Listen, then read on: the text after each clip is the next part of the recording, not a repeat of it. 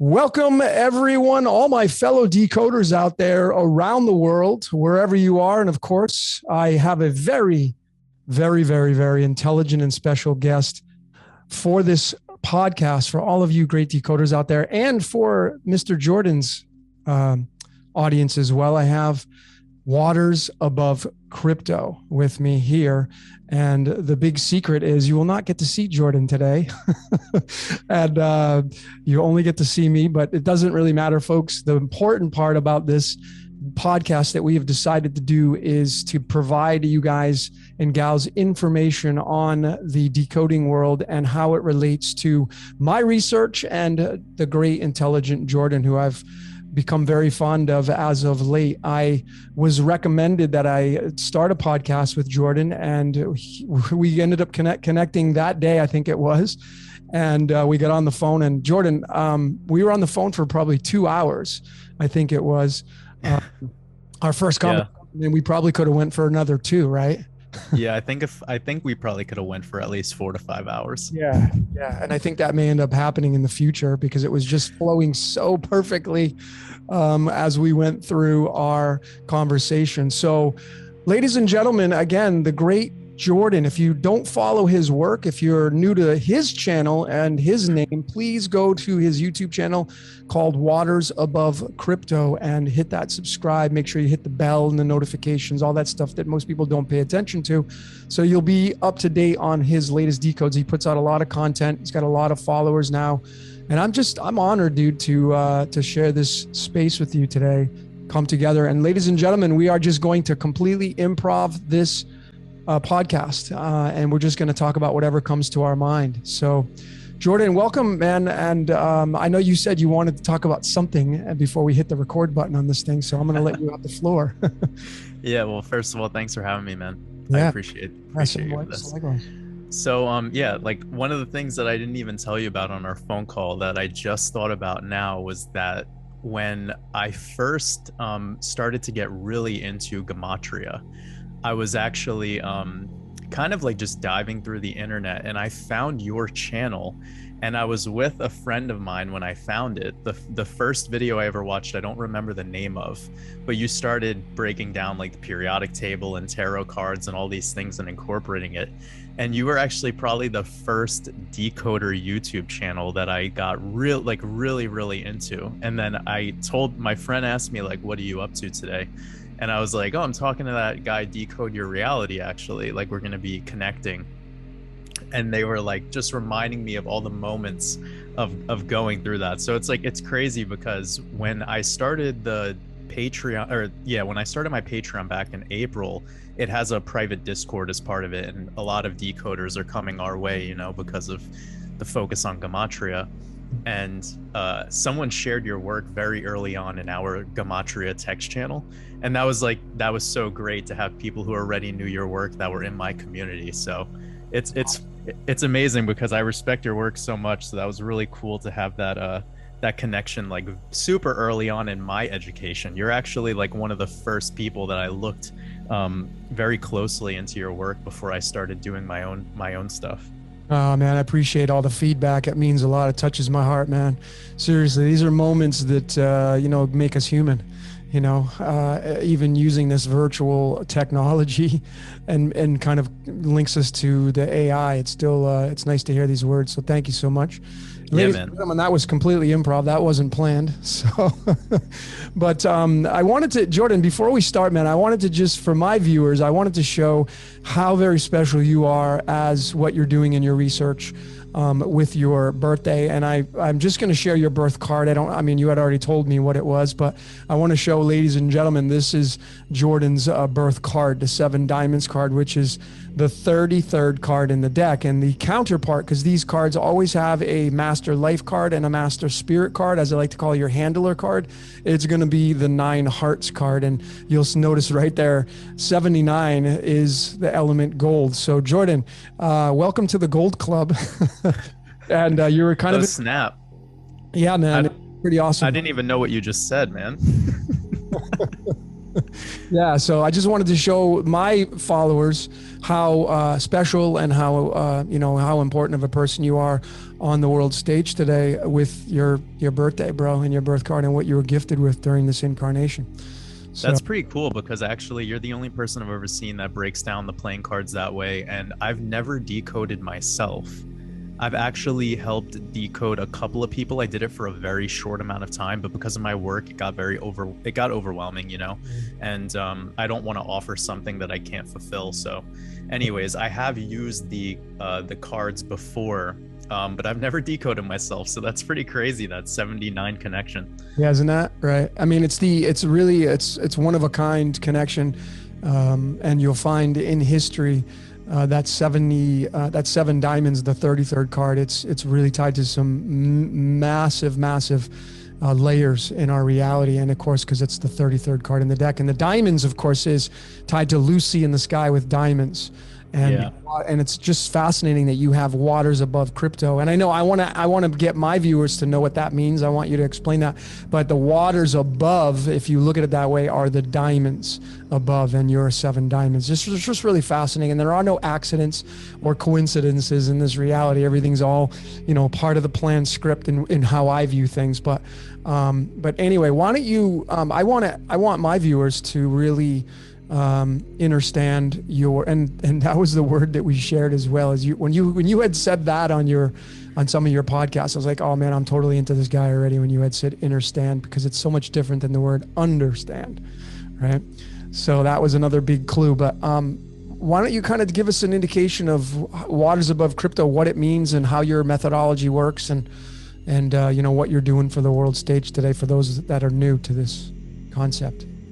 Yeah, so the name is kind of interesting because a lot of people instantaneously peg my name to like some flat earth thing, and that's not how I feel. I'm more of like an infinite plane kind of mindset. Like I look at everything from more of a holographic perspective, and sort of like the Russian dolls of like there's like an egg within an egg within an egg within an egg, and it's infinite.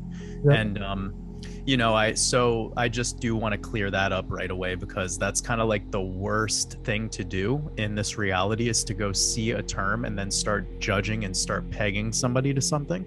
Yeah. And that's been something that I've seen throughout my work of being surrounded by conscious people, is it takes a lot out of us to be able to reflect in the mirror and actually question and be full of wonder before we just start like being like, oh, Logan looks like this today, so he must be like this, or he said this one thing today, so this is what he's all about, and they don't even have a conversation with you.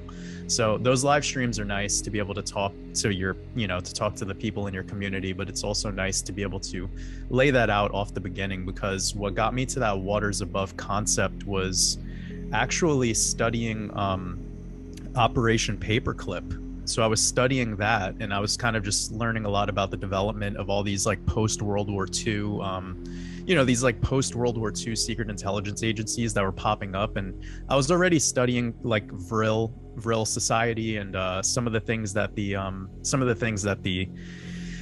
I don't like calling them the Nazis, but the whatever you want to call them, what they were getting up into. And of course, Warner von Braun's tombstone has the Psalm. It mentions the actual firmament. Yeah, the Bible verse of the firmament, and this is brought up quite often. And so I already had a little bit of a background in studying into the mythologies, and kind of like that's where a lot of my focus has been on lately, is studying the mythologies, Greek and Roman, and as much as I can for Vedic and other things that are going on. But I just saw a parallel between all of these firmaments, like you have Nut from ancient Egypt, and you have the story of Jupiter shooting a lightning bolt into the firmament, causing the floods. There's just all these, there's all these repetitive moments, but the Bible does kick off pretty much with the firmament right off the gate. It lets you know about the waters above. So I think throughout all of my red pill moments, if you want to call it that, that was like one of the most important ones for me. And what's really funny lately is how the firmament is now following me. Like before I I was into this crypto thing for not the longest amount of time, but anyone who's been watching my videos lately, you'll hear me bring up in the Bitcoin chart, there's like an actual firmament dome in the price action. So it's like really kind of interesting. Like I think I've heard you use it because you've used it more than once, right? Yeah. So it's kind of funny though, because this happened. If you look at the charts that I share in my videos, this kind of happened completely by mistake, and it ended up being like, and it's very unique because I haven't seen anyone else talk about this particular indicator, if you want to call it that. And now that you know the significance behind my name, and then the significance in the Bitcoin chart, which is what I do, I go over cryptocurrencies primarily. It's just kind of an interesting thing. So yeah, that's kind of the background of my name and kind of the thesis that went into the whole idea. I love it. And yeah, so it's pretty much the development. You mentioned Operation Paperclip, and that when you do the numerology of Operation Paperclip, it's going to be 79, which is your two birth cards. Yeah, there's no coincidence.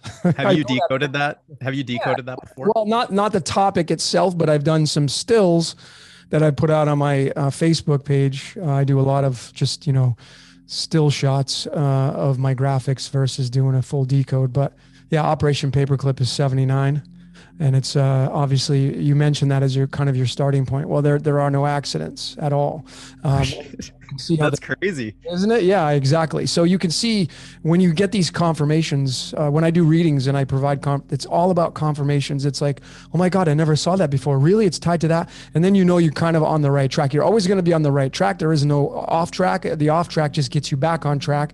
And you with this Waters Above Crypto, you're on track and you're doing great things for the decoding world. What I love about what you do, and ladies and gentlemen, again, if you're new to Jordan and Waters Above Crypto, you should definitely subscribe to his channel. But Jordan, what I love about what you're doing is you're showing the sun and not the sun, you're showing the moon patterns for the new and the full moons. And that's how I first started looking at your work and seeing that the moon patterns of the new moon is when the graph or the crypto would go up, and then the full moons, which just happened last night, was when the graph and the crypto goes down. So it goes in that kind of that pattern. Is that what you found throughout all this time you've been doing that, is of that nature, what I just described? Yeah, man. So that's a really very nice way of packaging it up, and that's about as simple as I would like to keep it. And beyond that, there is a lot of other elements that go into play as for when when the prices will bottom or when the prices will top. So like in technical analysis speak, we could call that like a micro top or a micro bottom. So just so your viewers know, historically, Bitcoin has hit an all-time high price on new moons. So it always hits its all-time highs on new moons. Now, if we could zoom in even further, Bitcoin always hits its all-time highs on the new moon of December. Okay. So this is where we could keep zooming in. And then if you check the dates of when these new moons happen, it all starts to make sense. Like astrologically, it all starts to make, and even if you look down to the time that it happens. So one of the recent phenomenons has been 2 back-to-back eclipses, and the back-to-back eclipses were total solar and annual, I believe I'm saying that correctly. And these I've looked at as an energetic reset for the market, and this is for the cryptocurrency market. And the reason why that I've been learning more and more is because of the 144 number. So also one important note is the 144 is in the word firmament. So I'm not entirely sure if you use the reverse ordinal cipher too much, but anyways, the point being there is the 144 was the date of the current all-time high for Bitcoin, and that happened around a new moon. So this all-time high that we're currently sitting at is a new moon, and this low that we've gotten, every low that we're getting in the market is always at a full moon. So you're correct. We just had a full moon last night, and 2 days ago was the date numerology 720, which could be reduced down to 72, and Bitcoin in the English ordinal cipher equals 72. So we hit the lowest price of $29,290 in the 29th week of the year. Beautiful. Beautiful. See, most of my viewers know I don't really use the 4 basic ciphers as they're spread out, especially the reverses, to decode the words and kind of the spells that we speak. But what you're doing, and I haven't gotten too much into it to really give my viewers my opinion on all this kind of stuff. But obviously the track record you have and the clientele you have and the viewership that you have with your decodes. And to me, I looked at the cards with the new moons and the full moons, and the cards, I'm actually going to probably come out with some information, and we can probably expand on this podcast, because the chart of the cards is a boilerplate chart, and each card is directed to a certain date on the calendar, and that's why our birthdays are so significant. But when I looked at your work and then I compared it to the cards of illumination, the cards were going in a specific pattern as well, and I was like, wow, I never saw this before. And it was all based upon the new moon and the full moon. It was dude, it was mind-blowing, and I haven't shared that with you. This is brand new for me telling you, but I found some very significant things that I really need to give some time to and spend some time on. I think being able to bolt that on to what you're doing may end up giving you more tools to use in the tool shed. Yeah, I would love that. That'd be great. Yeah, absolutely. In astrology, when you look at the astrology chart, the natal chart wheel, when the full moon happens, the moon and the sun are obviously the farthest apart that they can get on that wheel. And you're saying that the dips is around that time frame, right? And then the new moon is when the moon is actually the closest to the sun, but you can't see any kind of the light shining on it.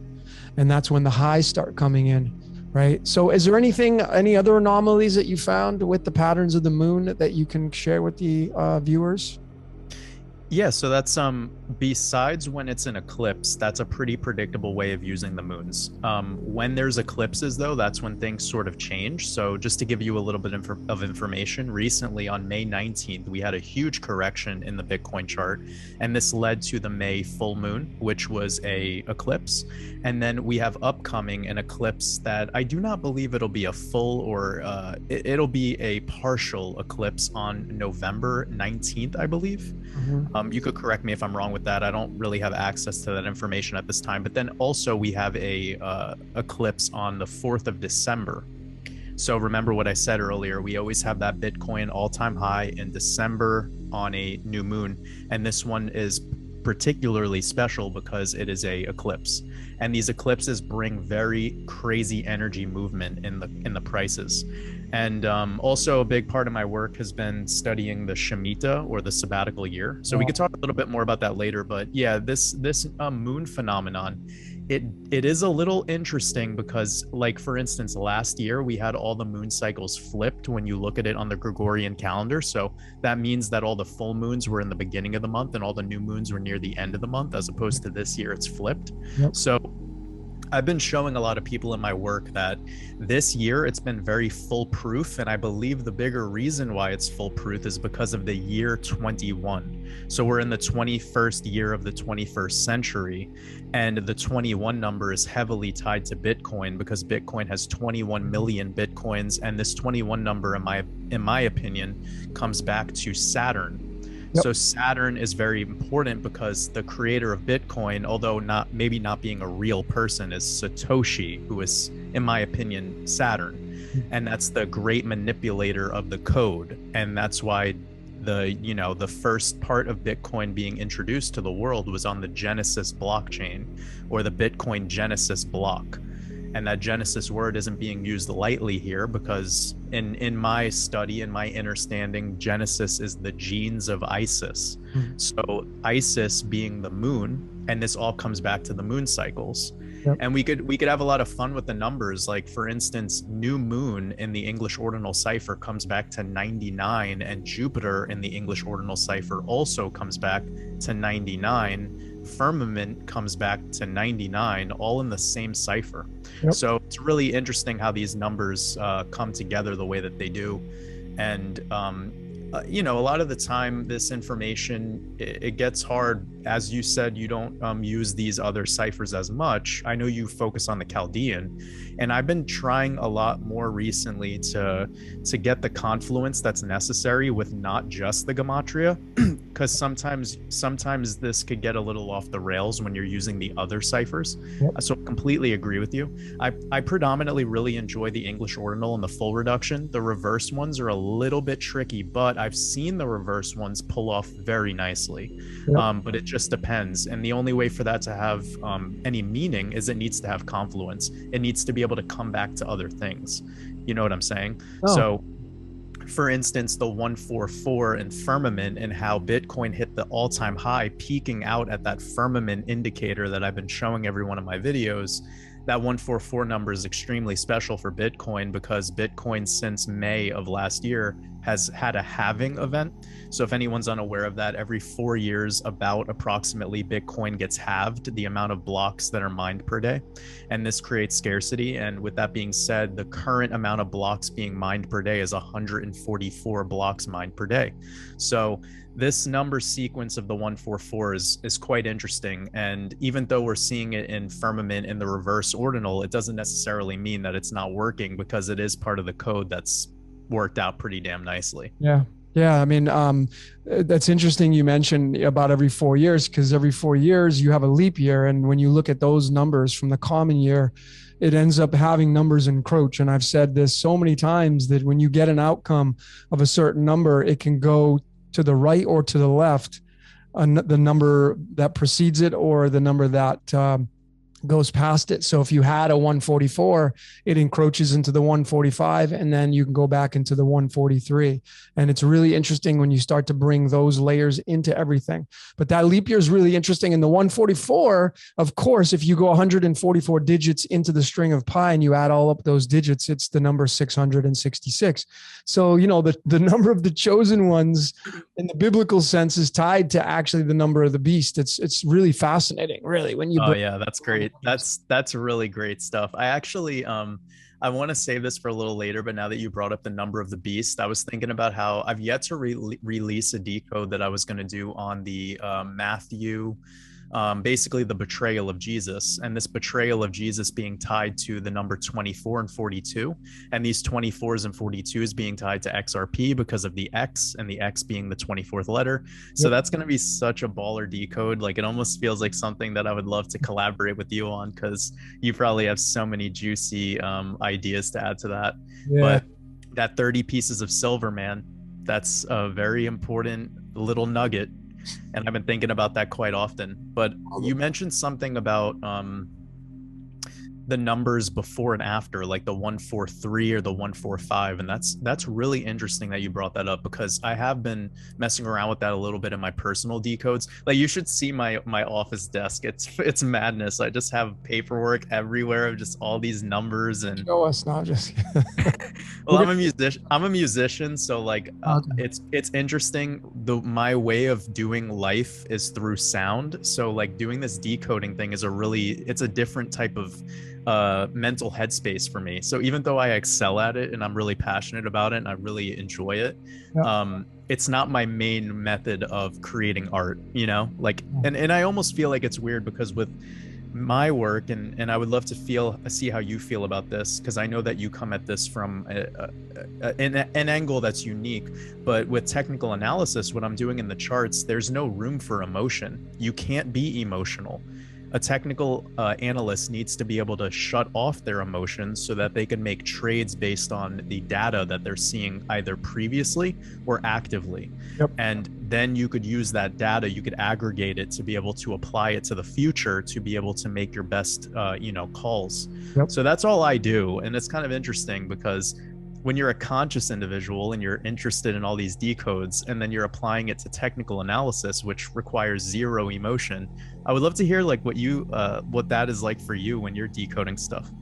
Yeah, it's a great. Well, I mean, that's how it is with sports betting as well. If you're betting with your heart, you're gonna not have a good bankroll. And I was in that world for a short period of time. When I lived in Vegas, I took this job as a I worked for a sports handicapper, and man, it was just not a fit for me because you got to be such a dirt ball and really low bottom feeder to work in that kind of industry. But it was a fun experience, and I learned that one of the things anyway is you can't be tied to any sports team if you're going to be in the gambling world. You need to be a complete thinker and not a feeler. In that sense, it's truly based upon numbers, and that is it, and patterns. So most definitely, what you said is completely the perfect scenario when you're decoding. When I get into my topics, obviously it's something that I download. Typically when I get into my decodes, it's just something that comes into my mind. Maybe I'm out at the beach now, or somebody mentions something and I'm like, oh, that sounds interesting. And I'll just go and like, I just came out with Kobe and Lucifer. That's the title of my last decode. Yeah.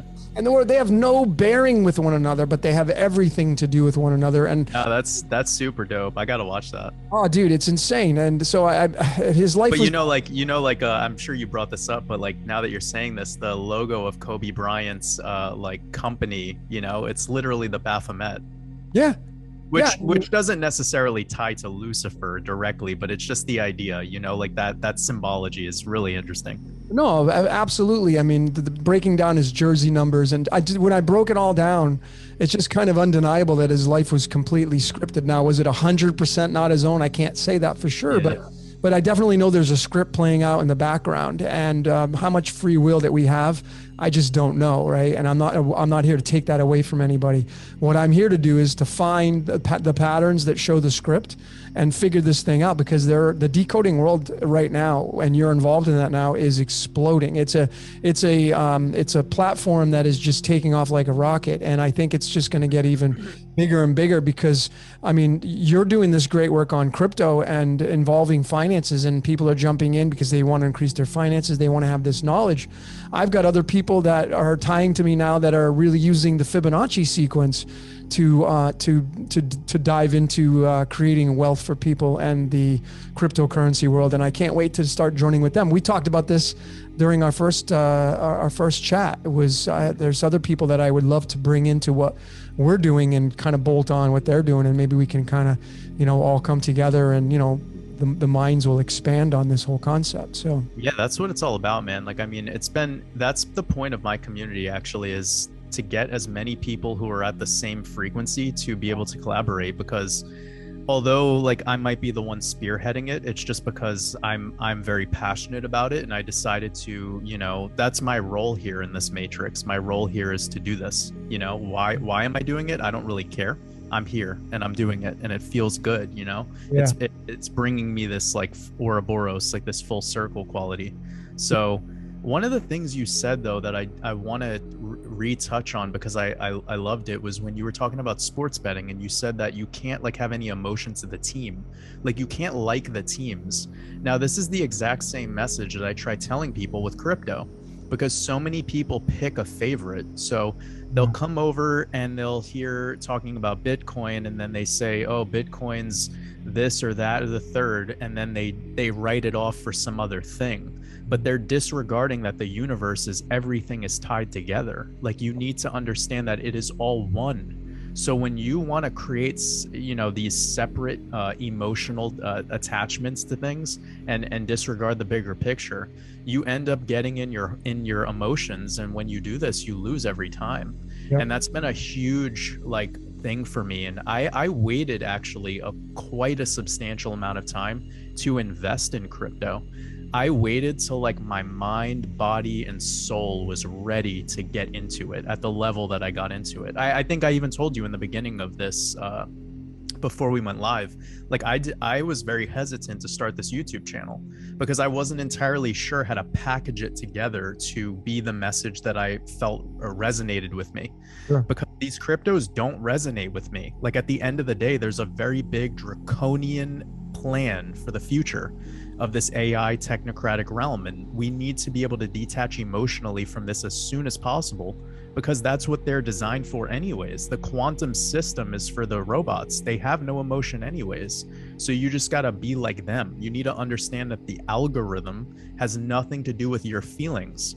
And if you want it to be about you and all about your feelings, you're probably gonna suffer like what 99% of the population suffers from. And that's why we have wealth, like a wealth gap.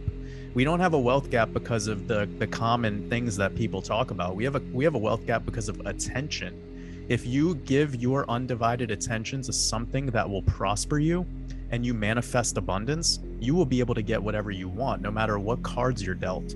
But the problem is so many people waste their attention on, you know, TikTok and even watching sports. It's like, if you're going to watch sports all day, you're probably going to destroy, like, you want to be the best version of yourself. How are you going to do that? By being addicted to all this nonsense. Yep. Give up so much of your attention, which is such a valuable currency. Like in my belief, love is the most valuable currency, and the second one behind that is your attention. And if you can get those to be on track, and if you could become the god of those, then you could do very well here in this matrix. Yeah, and make no mistake about it, this matrix is a very interesting. I look at everything as archetypes, and everything is as a living entity, so to speak. And so, you know, just the word matrix itself in the Chaldean is 17, which is tied to the word life, tied to the word gold.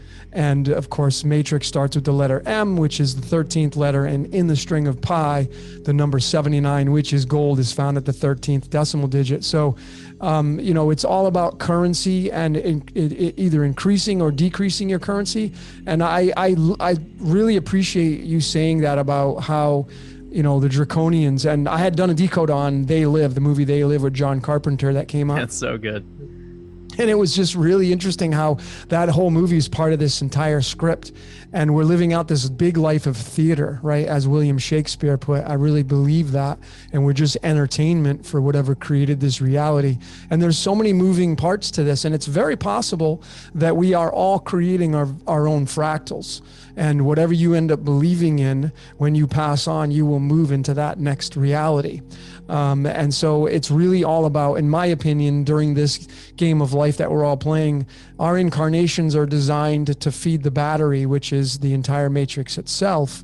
And it is all about currency, whether that's physical currency that we use to buy goods, bartering, you know, exchanging the currency of love, because that is the most powerful. I mean, love equals 21 in Chaldean, which is the same as the word Saturn in the same exact cipher. Saturn and the word love equal the number 21, which is just really fascinating in itself. And is Saturn really, could Saturn be the actual third eye of the cosmos? I think these planets spread out are the chakras of the cosmos. And for sure. That's definitely been a connection. That's been a connection I've made as well. Yeah, and Saturn is, we're told Saturn is the sixth planet. Well, that's the third eye, and that's the pineal gland, which, you know, the Vatican has a huge pine cone in St. Peter's Square. I mean, it's been revered throughout the ancient texts and history, and so it's a very important, integral part of our reality. It's really the pineal gland, and you know, then when you synchronize astrology, this is the sixth sign is Virgo. You know, Jesus was born from the Virgin Mary, and that's Virgo, and he was born into the opposite house, which is Pisces, the two fish, and Jesus was a fisher of men. So it's just so fascinating, dude, when we can bring all this esoteric and scrunch it all down into now the matrix that mankind has created, a different fractal that is considered artificial intelligence. But I feel that the architect, whatever created this reality, it's running the show, and it becomes us, and it's like an extension of itself, like our computers. Like, we're using the cameras and the computers to look into and to use this technology. And that's our so below, right? That's our, the waters above us we'd be the waters above, and the computer would be the waters below, or below the firmament. So there's just all these fractals and dimensions that we can observe. If we really pay attention, we can see the machinations of how this whole entire thing works. And to me, it's mathematically precise. And I just cannot see ever that man is the creator of the blueprint of it. I think that we express the blueprint, but it's just really interesting when you go all these layers down and up and see how it's all fractals, really. Yeah, and I think like to add on to that a little bit, like for the most part, before this digital realm became in the hands of the average person, I do see where you're going from with that. And I think that this is an idea for us both to entertain because it's been one that I've found through my decoding work that this cryptocurrency agenda is part of the attempt for man to play God.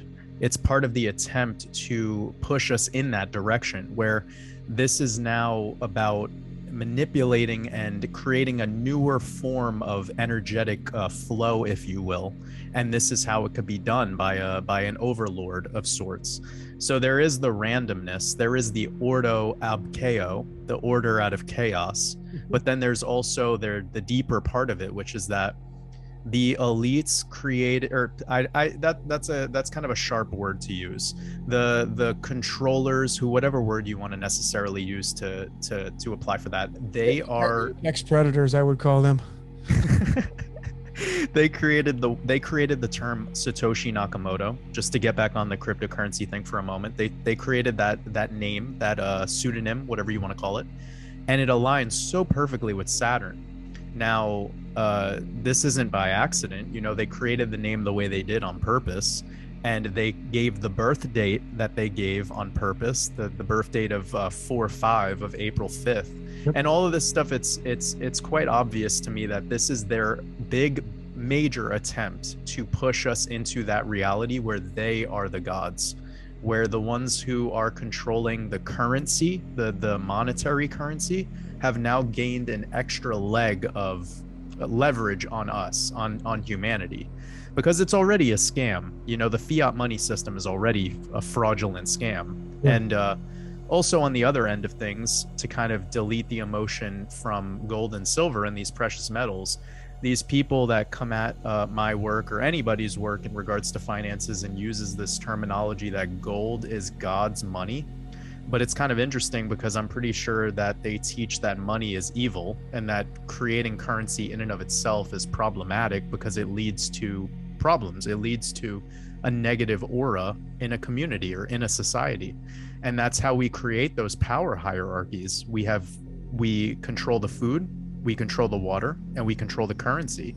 And if you could control those things, you could pretty much have a full grasp over the way that a population will behave. Yep. Yeah, absolutely. The whole Satoshi thing's interesting. Yeah, I mean, there's so many ways to look at it. You know, and for me, I mean, again, was he a guy that was just fabricated out of thin air? Maybe. But it's interesting with the date, the 4/5 or the 54.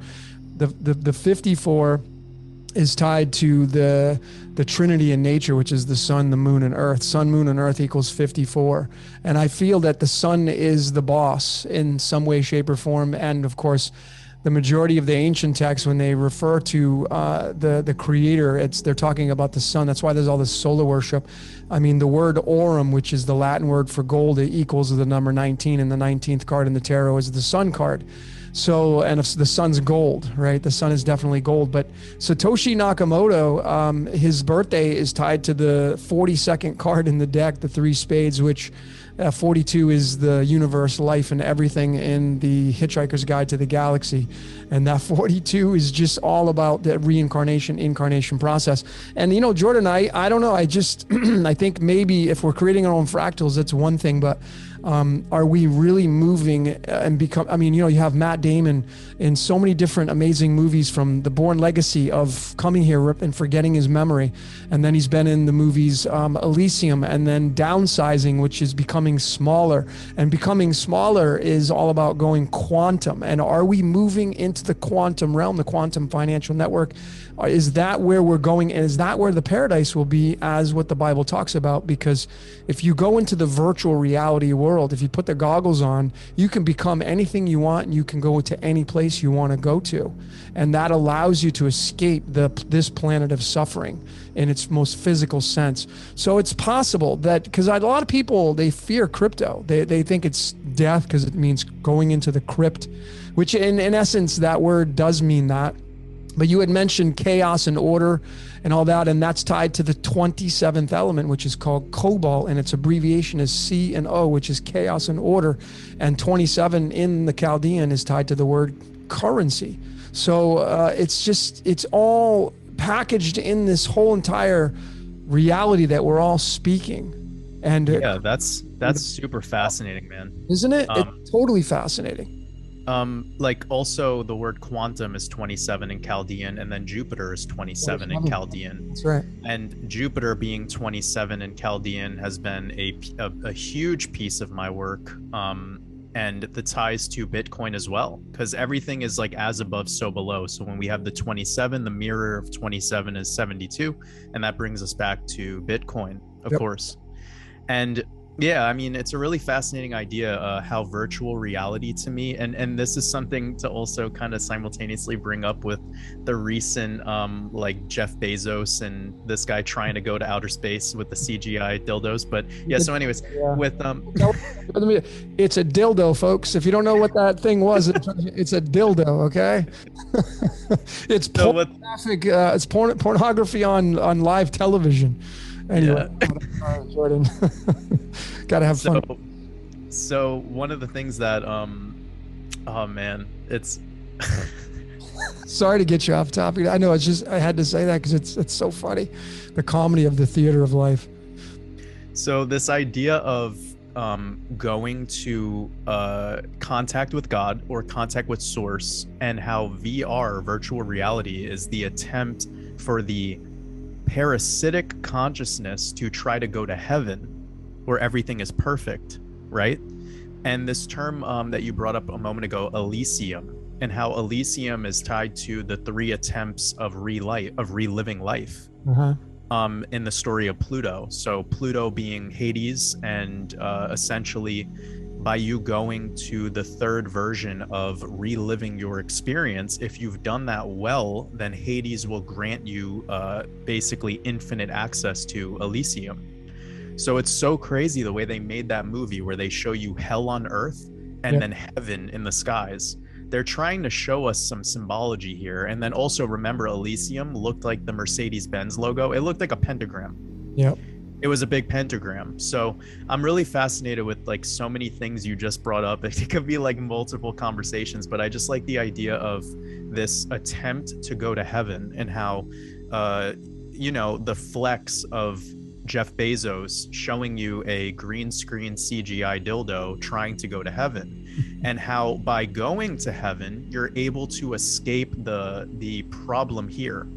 And this idea of escaping the real world to go into the virtual realm and go quantum, it's your salvation, it's your final conquest. You've lost so many battles against the final boss that you're willing to give up and join heaven, team heaven, where you could do whatever you want. 7, by the way. Perfect. And that comes back to the Jacob's Ladder concept. Somebody asked me about Jacob's Ladder yesterday, because I was talking about the X and how the X and the deoxyribonucleic acid, the DNA, coming back to Jacob's Ladder. But that's a side note. So I'm just thinking about how this kind of psyop of attempting to get to heaven in the shortest, fastest, quickest cheat code way possible.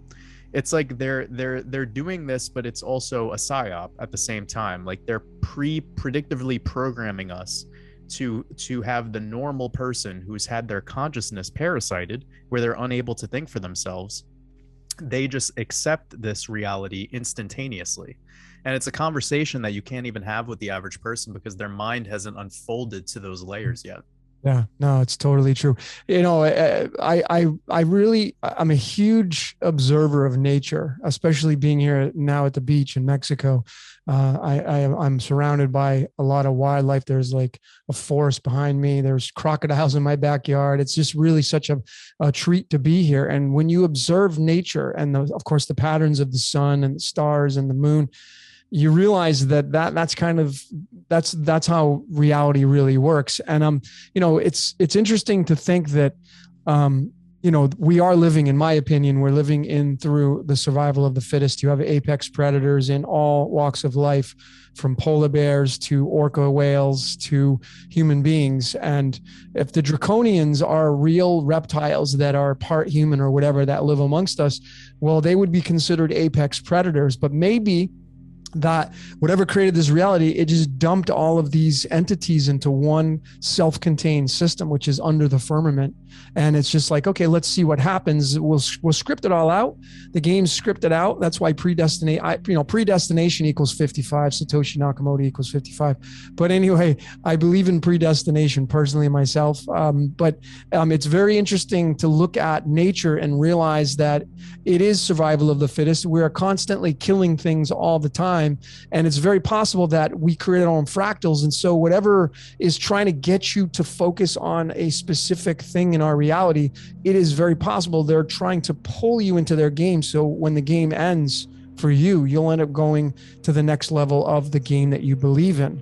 And that may actually be the way this whole entire game is set up. It's really fascinating looking at it this way. These are concepts that are obviously theoretical, and they're kind of, I'm really expanding on this thing. But for those of you that resonate with that kind of stuff, maybe some of you can leave some comments either on my channel or on Jordan's of what you think about that, because it's really interesting when you look at nature.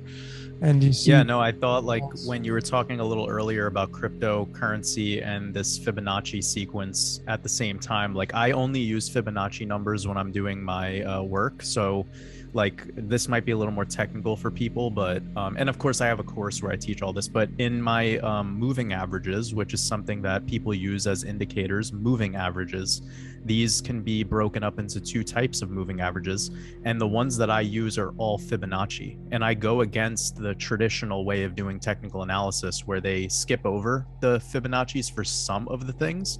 Wow. But when I'm looking at my time frames on my charts, when I'm looking at, like, I'll purposefully go out of my way to look at those, like the 55-minute chart instead of the 1 hour chart. That's actually kind of better. And if you start kind of plugging in those ideas, you start to get some pretty amazing data. So for any analyst out there that's trying to get better, you could do this with everything. And my work heavily centers around using Fibonacci retracement tool, which breaks down the levels either above or below, depending on the way that you use that tool. And in all my videos, I use that quite often because it's been one of, like, the quickest ways of simplifying how to do technical analysis without overthinking things. Yeah. Again, nature works in this pattern, so it's the same operation. I also think it's funny how the word quantum has the 107 in English ordinal, and also currency has the 107. Yeah, and the letter Q is the 17th letter, which is gold. Gold equals 17. So it's really fascinating. And then, 55 in the Hebrew is tied to the word sun, which is the Yod He Vah He in the Hebrew traditions and the Old Testament and all that kind of stuff, because it's a solar deity. So it's all going to lead back to the sun, which is gold, which is going to be backed by the currency and the crypto and the gold, and it's all just tied to that. It's just, so, where are we going in this reality? Where are we going to go? The Fibonacci spiral is the golden ratio. And I showed, I don't know, Jordan, I just came out with this decode yesterday on Kobe and Lucifer, right? And so I had shown how Kobe's career started in New York and ended in Los Angeles. And it's a Fibonacci spiral, a golden spiral that connects his career.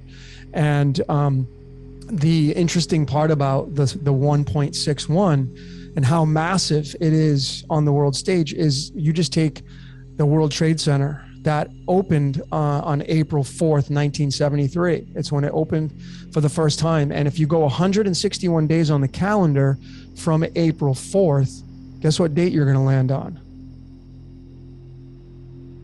Go ahead, you can say it. Yeah, exactly. The April. Crazy. It's crazy, dude. So, you could then say, well, yeah, it's man or whatever, the reptilians or whatever. It doesn't, you can call it whatever way you want. But it's, skull and bones is 322, and 322 divided by 2 is 161. Right. Yeah. That's something that I've yet to talk about in my, because sometimes it's hard to have the time to break down every single meaning behind every single number sequence. But I think that's what's great about your work, though, because you definitely do that. It's like the handing off the baton. Yeah, yeah. Well, that's the whole concept is we all handy. It's just it's a contradiction because what you've opened up a new door for me, and it's like you handed off a baton to me. So it goes both ways, you know. Sure. I'm actually I've been playing around more with connecting dates to other dates. Yep. And the fact that you brought that up. But one other thing, I don't know if and I'm probably gonna forget this just because of how busy I am, but whenever you get a chance, I'm gonna send you my decode on Allen Iverson. Okay. It was number 30. Because remember, Allen Iverson was AI and his nickname was The Answer. Okay. Didn't you wear number 33 too, right? No, he wore number 3. Oh, 3. Okay, 3. That's right, 3. But this is a really interesting guy because it's tied to Philadelphia, which is tied to the Prince Hall Masons, which Kobe Bryant was a Prince Hall Mason, and Kobe Bryant, like he has such a prolific career. You know, Harriet Tubman was a Prince Hall Mason. So, anyways, you could really go have a lot of fun with that. But it goes. I mean, Kobe had a 20-year career. 71 is the 20th prime number, and 71 is tied to gold on the period through the string of pi. And I showed that in my decode of Kobe and Lucifer. It's all. I mean, when we say everything's backed by gold, that's literally what it means. If you study Santos Bonacci's work, who's a great friend of mine, and the Syncretism Society, big shout out to that group.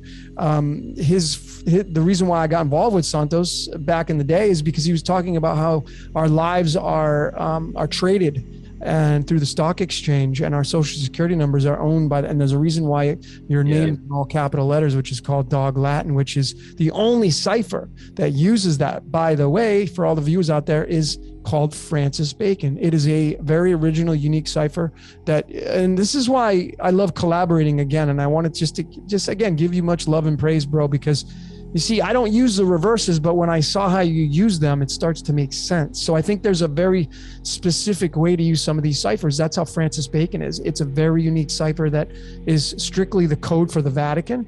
That's what they use because it's all over, everywhere, all over the Vatican City. It's all Dog Latin, which is capital letters, not lowercase. So that's their specific language. So if you're going to decode anything with the Vatican, you want to start using the Francis Bacon, and you can use that for, everything. You should be decoding your full name in capital letters because that's going to give you some significance. But what I was saying is that our social security numbers, which are our dog tags, so to speak, as the military likes to call it, is being traded, and we are currency. Our lives are currency, and it's all backed by gold. And so it's all a tribute to the sun. And of course, the moon is the counterpart to the sun. You have one with the other. And that's why your work to me is just so profound with the moon cycles and patterns. Yeah, man, that's actually, I didn't know that you were friends with Santos. And it's kind of funny because when I first launched my channel, like the very, very beginning, one of the first people that reached out to me, I haven't spoke to him ever since in a long time, but he wrote to me saying that you need to check out the work of Santos Bonacci. So he was kind of bugging me about it. And usually when people do that, I'm like standoffish. But anyways, he sent me a video and I finally got around to it. And I was like, whoa, this guy is definitely speaking the language of kind of the way that I was using my mythologies, the way that I was applying them. Yep. So there's a lot going on in that guy's presentations. And it's so awesome how there's so many of them to be found. So I would love to chat with that guy sometime. Yeah, well, he lives 5 minutes down the street from me, so that's awesome. Yeah, I mean, it would be great. That must be really nice for you to be able to have somebody that you could talk to about this kind of stuff, and to also expound upon your work. Yeah, because I'm not entirely sure how much decoding he does. Right, I've never heard of him talking about any of that stuff. Well, he does it through the words. He's big into the words and the way they come across, like Taurus and Taurus fields and the Toro and so Taurus. He's into using a lot of that stuff, but he also has broken down a lot of the ancient stuff from. I mean, they just did a podcast. I'm actually going to shoot their podcast with them tonight. I'm helping them out with the Syncretism Society on YouTube. So if you're not a subscriber, you may want to go subscribe. But he talks a lot about, and they just did one on the families that kind of the apex predators, as I like to call them, that are controlling and manipulating the stock markets and the currencies, and and then you have the black pope, the white pope, and the gray pope, and right.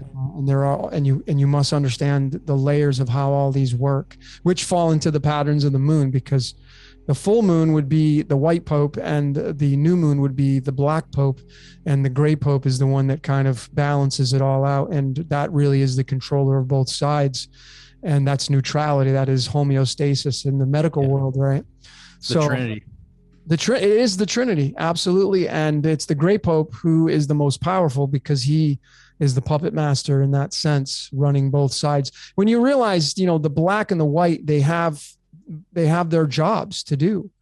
You know, they have their jobs to do, and it's all down to the starting in the ether and then moving through the four elements, fire through water and earth and air and all that stuff. So when you really, really kind of synchronize these, that's what Santos, that's what he makes him so great. And then, you know, I found him from studying the Vatican, how you're being traded on, you know, through currency. And that one is the first, his most memorable videos to me were the starting point of his esoteric career as a teacher, which he doesn't even call himself that. He doesn't like being called that, actually. That's awesome, because with my work in the early days, I mean, I do bring it up quite frequently still, but I always talk about the Trinity being Washington, D.C., the Vatican, and the City of London when you're focusing on finances.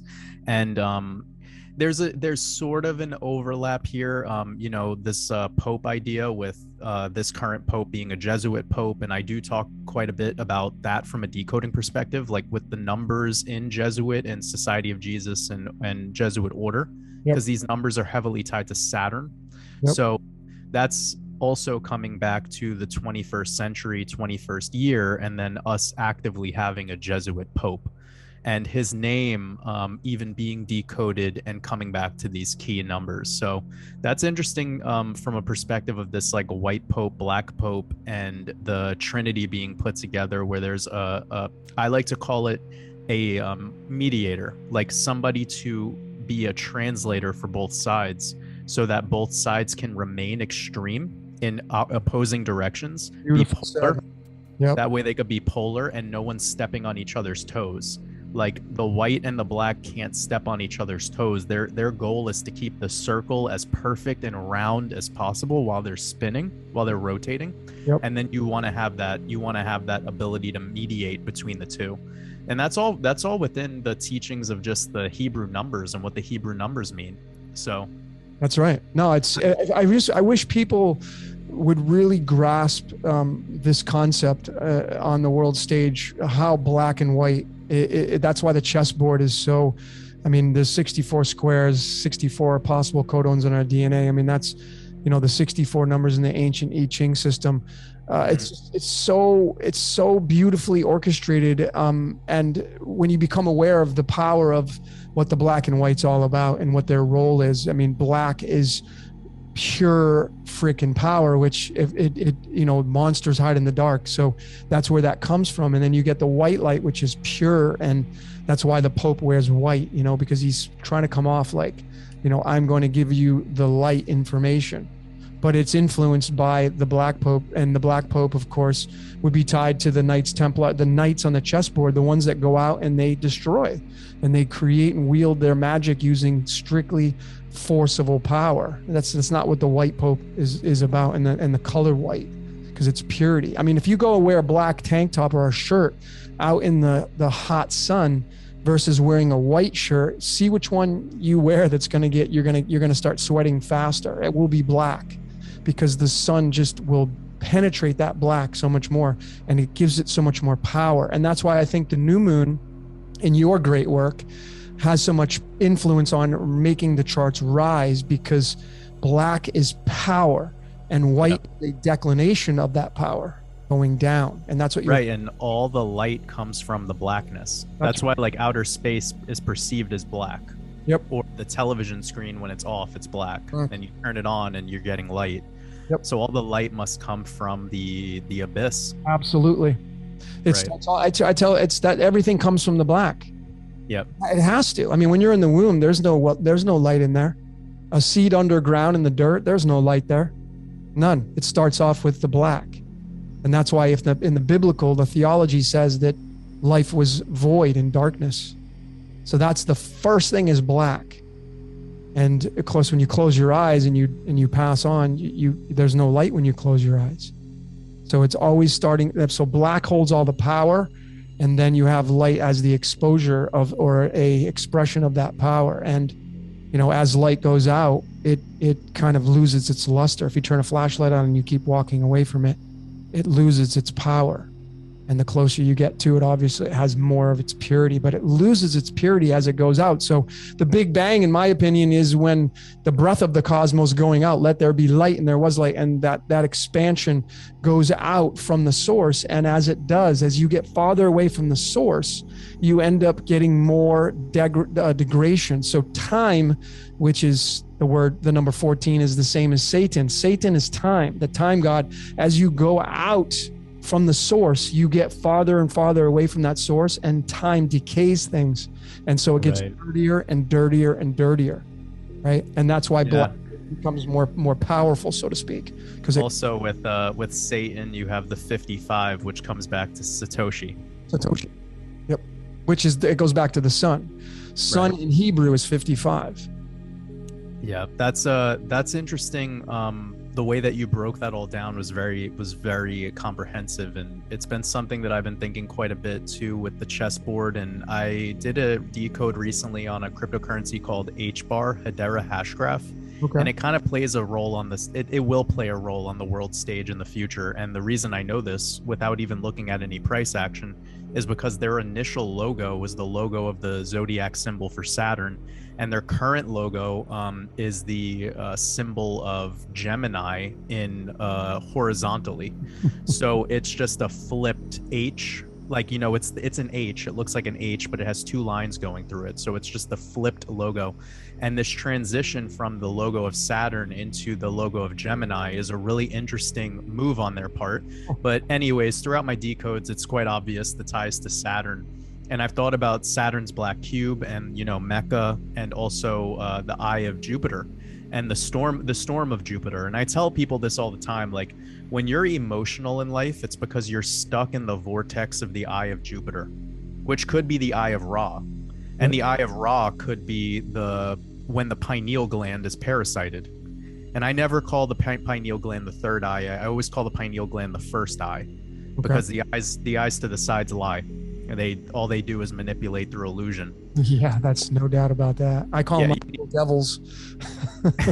Yeah, you need that pineal body to be active, but the only way it could get active is if you give up a lot of fear, and you need to go through a lot of darkness in order to get there. In my experience, at least, when I fully submitted to love was through the darkest moments of my life.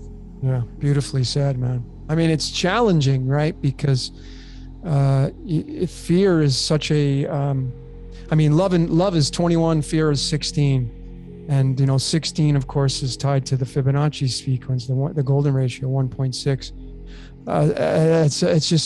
It continues to go so deep, but love and fear together through the Chaldean only is 37, and 37 is the Jack Diamonds card, and that's why Jack is so big on the world stage. It's Jack this, it's Jack that, Jack Reacher, Jack and the Beanstalk. I broke down Jack in the Box, the restaurant, and the founder of that, and how it's so amazing. But I wanted to touch on the Gemini symbol because I thought it was just funny, because Gemini is the third sign and pi is 3.1. So pi is tied to Gemini, and Gemini, the symbol is that H, but it looks like two prison bars. Correct. That you're holding on to and you're trying to get out. And that prison is through the sine and cosine waves, which is a little bit more advanced decoding. But when you take any number and you plug it into numberempire.com, at the very bottom, you'll have the sine and cosine waves, which creates the waves. And I think that's kind of the signature, the EKG of our emotions. And then you can really get another layer to this kind of prison planet, as I like to call it, in some sense, of how this reality works. It's just a trip, man. This whole...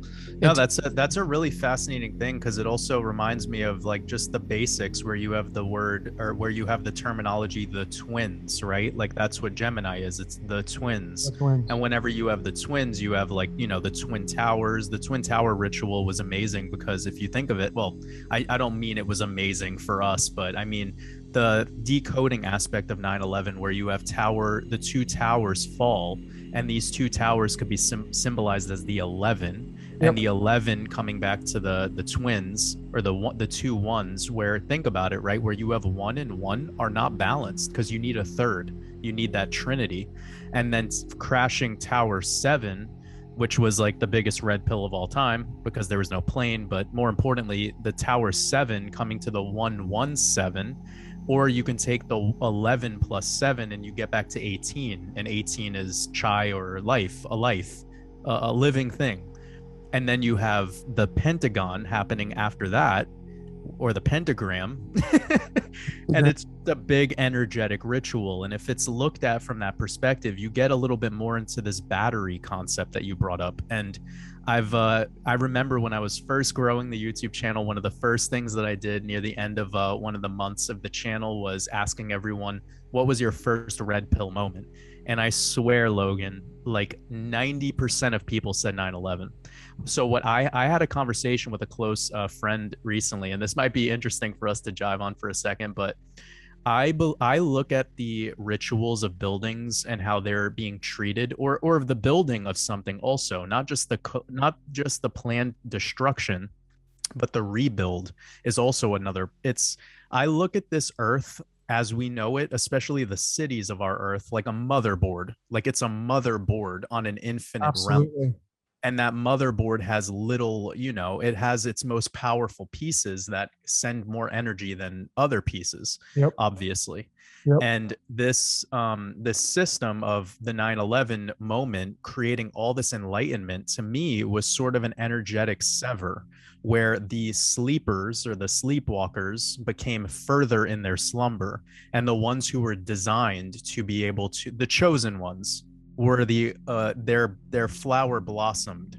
They went from a bud to a beautiful, vibrant flower, and it needed to happen.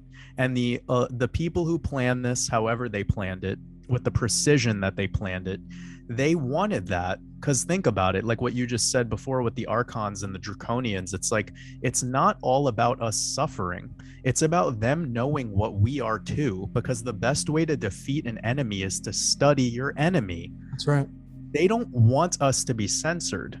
It's not that YouTube doesn't want me and you talking about these concepts.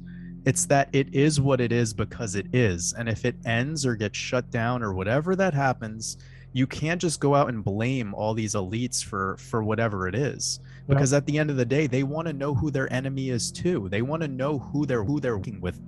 And if we're outnumbered substantially, like the enlightened beings, we are outnumbered substantially, clearly. But we need these moments like COVID and all this stuff to be able to see who's on our team. Like me and you need to know who our community is. And that's why I'm so thankful for all of these really draconian big changes that are to come, because during this massive change that we're all going to go through, that we've obviously been pushed partially into, we're going to have to get used to it no matter what, no matter how it goes, because this is just what it is. This is the plan is in effect, and now it's our job to communicate with as many chosen ones as we can so that we can be helpful to each other whenever this gets really wicked. But if you study like why World War I happened when it happened, why World War II happened when it happened, all the events around that, it's so even the Civil War. Like the Civil War is so interesting because honestly, there's very little proof of it besides the history books. There's so many things going on where the land and the destruction during these wars were like incomprehensible to be done with weaponry. This must have been some technology that was beyond our comprehension. Land liquefaction, buildings that were just incinerated with no bricks available anymore, where you're like, this is not possible to be done by human intervention. This must have been something way bigger. And I think at times like this, the controllers of our universe, they do what they do to be able to see who they're working with. Are we working with a group of, because one of the things that I've noticed too about this time in the last year is people get quite violent in their responses to how things are going. They say, well, I'm going to protect myself with my guns, and I'm going to make sure that like I have ammunition, and I'm going to fight and be violent and all this stuff. But I think truthfully, like when you become conscious, you don't want to fucking fight. Like you feel protected. Like I don't know about you, but I feel protected. Oh, for sure, dude. I mean, whatever's out there, like food, so yeah, whatever's out there, like I'm 0% worried about. Like yep. Same with me, bro. Because if I woke up every day and was so scared of like whatever the hell people are talking about, then I'm just getting consumed by that energy. Like, and that's exactly what it wants out of us. It wants to mine our energetic gold. So yeah, man, I've been saying this, bravo on that, because, and so if you resonate with this message, whoever's watching this transmission, you know, congratulations, because it is all about the exchange of currency.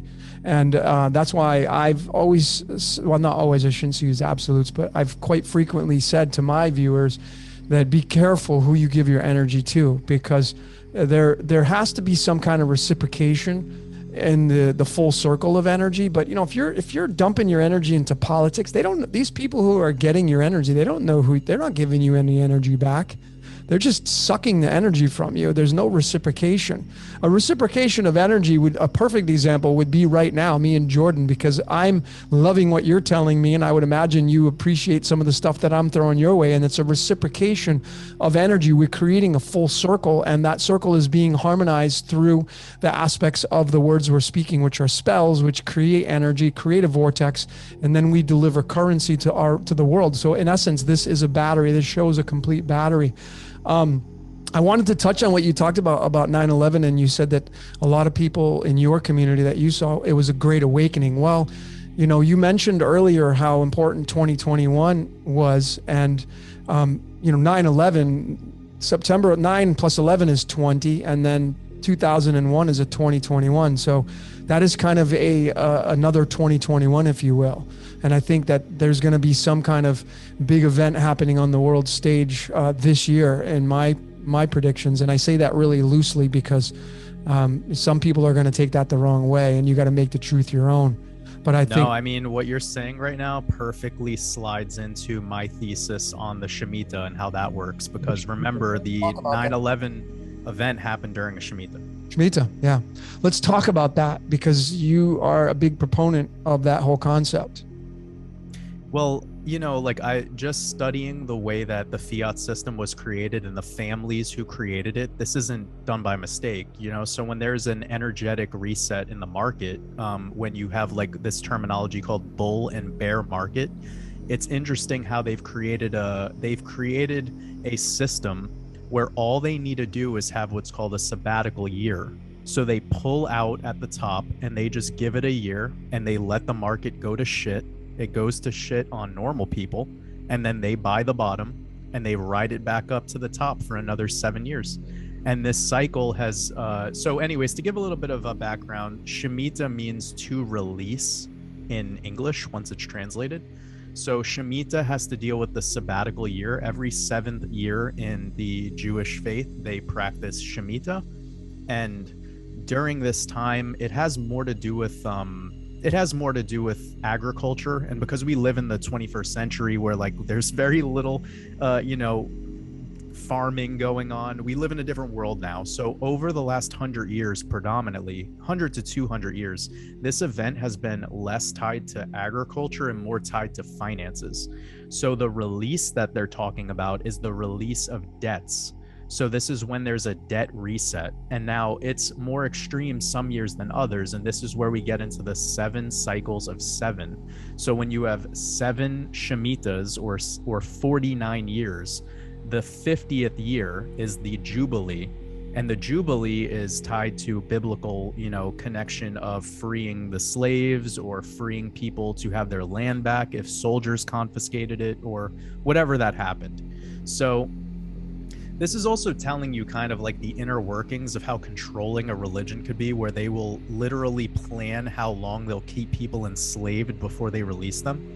It's really messed up. But anyways, the point that I'm going to with this from a financial perspective is if you measure back the last 70 years, which is 7 or 10 Shemitahs, you can see that there's massive financial turmoil. And I agree with you that this upcoming event that will happen will be more like the 2000 to 2001 Shemitah. So the Shemitah goes from September to the following September. So it runs through the Gregorian years. and it's from Rosh Hashanah to Rosh Hashanah. So this upcoming Shemitah starts at Rosh Hashanah, which is the time period between September 6th and September 8th. And this transition is really special, actually. And I could talk about it all day because it's like what my work focuses on. But the long and short of it is, there's been very few times where we've seen a stock market crash before a Shemitah has started. And 9 times out of 10, we've seen a stock market go even lower after a Shemitah ends. So in most Shemitahs, we have a financial problem. And of course, the market is part of the whole gambit, because everything is backed by US dollars and bonds and treasury notes and all of these financial instruments. So when we have a quote unquote stock market crash, it could rob you of your retirement. And people aren't awake to that. So what I've been doing lately is trying to get people to understand the number of connections between the 2000 Shemitah and this upcoming one. And it has everything to do with the dot-com bubble crash and 9/11. So what happened during the 2000 Shemitah is we didn't see any financial problems until February or March. So it started in September of 2020, and then all the way into 2021 of March, the market just slid, and there was what's called the dot-com bubble crash. And the dot-com bubble crash speculation is akin to the speculation we're getting with cryptocurrency. It's very, very similar, where it was just a hyper bubble. And that hyper bubble was backed by a lot of useless technologies. Even the top technologies like Amazon went down over 80% correction.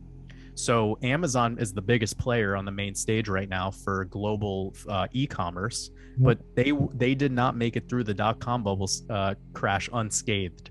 So what I'm trying to say here is that, yes, it will be a huge anniversary from that Shemitah.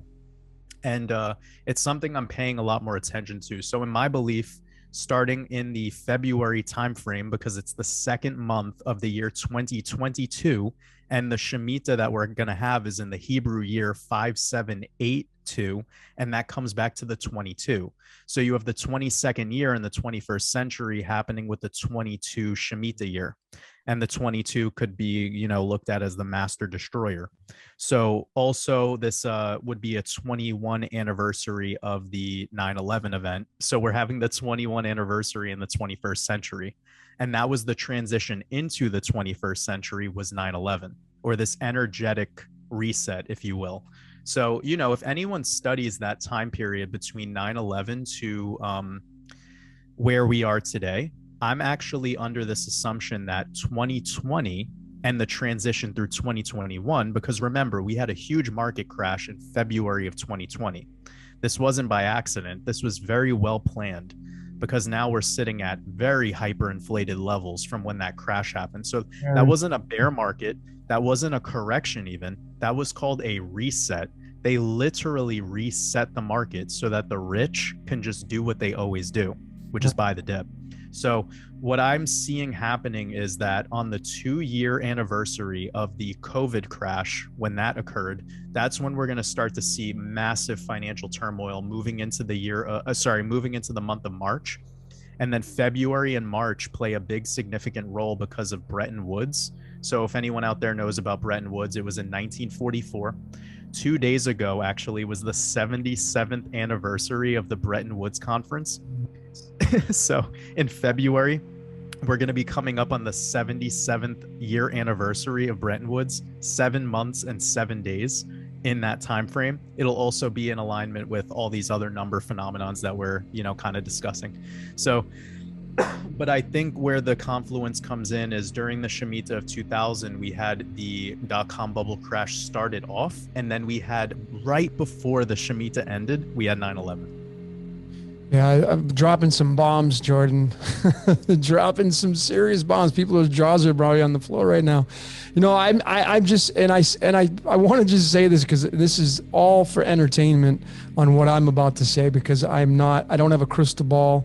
I just go on dates, just like you do, that you've been dropping them here. But the Coinage Act of 1792, the date actually that came out, and when the first coin of the United States, the first currency of the United States, was April 2nd, of 1792. And if you go 161 days on the calendar, you're going to come up to the number 9/9, which is September 9th.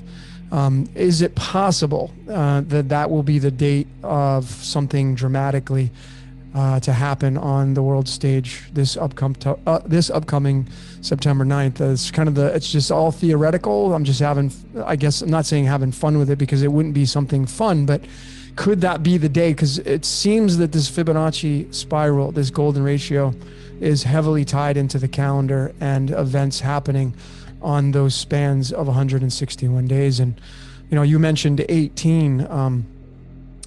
61 is the 18th prime number, which is tied to the golden ratio. And your water's above crypto. Water is 18. So, it's interesting. Water is 18. Decode Your Reality is 61. That's kind of a tie-in of you and I with our channels, starting off with water and Decode Your Reality. It's just really kind of interesting. But it is September 9th, and 99 is a double repeater number. 9 is always a repeater of another number. So when you get a double 99 like that, that's a really powerful number in itself. It's kind of its own entity, if you will. So what you just mentioned is a big piece of my work lately in regards to the Shemitah, because the Shemitah will be starting on the 6th, but I believe the energy will kick in on the 7th into the 8th. But what people need to remember is that whenever we transition through the new moon energy, we could quickly see a massive pullback in prices. So that's why I've been telling all of my followers that I'm planning to take profits on a lot of my holdings moving into next month, because I don't trust this Shemitah. So if our thesis is wrong of seeing a bull run that ends in December new moon, I don't care, because I took enough money out to be in a safe position. So this 9/9 date is so crucial too, because it comes to the 99 of Jupiter being 99 in the English ordinal. And it's not something that I'm sleeping on. And I'm very serious with people right now. Like, people need to I told people a couple of days ago in my Discord, what you're going to do in the next 3 to 6 months in regards to your finances could be setting you up for the next 20 years. And I do not say that lightly. I am very adamant about that. I think the year of 2023 and 2024 are going to be financially chaotic. I think a lot of systems are going to start to transition. Yep. And then I think moving into the 2027 year is going to be quite problematic as well, because that 27 is a very important number. And of course, the 47, when you add up the year with the 20 plus 27, and then we have the next Shemitah. So that next Shemitah will be into the 2029 timeframe, and that's the Agenda 2030 Shemitah. So you can't escape it right now. We're basically sandwiched in the Agenda 21 to Agenda 2030 Shemitah. And this is the time where the World Economic Forum and the World Bank and all of these systems are getting ready to switch us quantum. And when they do that, it is not going to be fun for us. And I want people to know that there might be certain cryptos that could do really well when this day comes, but it'll be because the energy as a whole will be doing well. Like all stocks and all things, remember what I just said a little bit earlier, they crash the market quickly so they could buy the dip, and then they pump it right back up. So although we might enter a recession for some things, I'm not saying across the board we're going to just enter this trauma. But I do think 2029 is when something's going to get really rough, because it's going to be the 100th year anniversary from the Great Depression.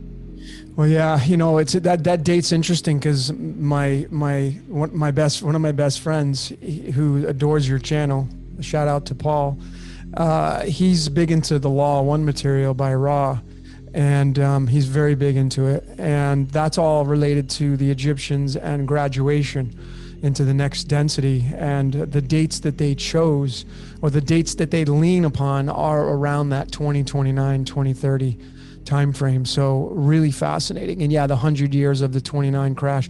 I don't know why people are so against crypto. They just fighting it tooth and nail. And again, it may not even matter, because you're creating your own fractal, so it may not even have any relevance. But if indeed we're all moving and sandwiched in between all of this Shemitah stuff, as you're saying, Jordan, then you'd be wise to get some crypto just to be a little diverse. Because if you have all your money in dollars or a currency that, you're in Canada or Australia, and those things, I mean, who here really uses a hardcover map to travel around and do your driving? I mean, you use your phone for, this is where you're going. And, who spins records? Who uses 8 tracks in your car? And my parents used to have an 8-track player in their car. Dude, I literally saw the other day somebody wearing an electric mask, like a COVID mask that had technology in it. And I was just looking at them like, whoa, like our world is already there. I completely agree with you. Wow. We're there, man. We're there. It's inescapable. It is. And if I had to give my words of wisdom, though, on this matter, because I work with a community of people that are mostly already coming from a crypto background. So your community hearing this, they might be brand new to it. And like, that's totally fine. What I'm about to say would actually probably be pretty conducive to their decision making if this is attractive to them. Wait until the September full moon.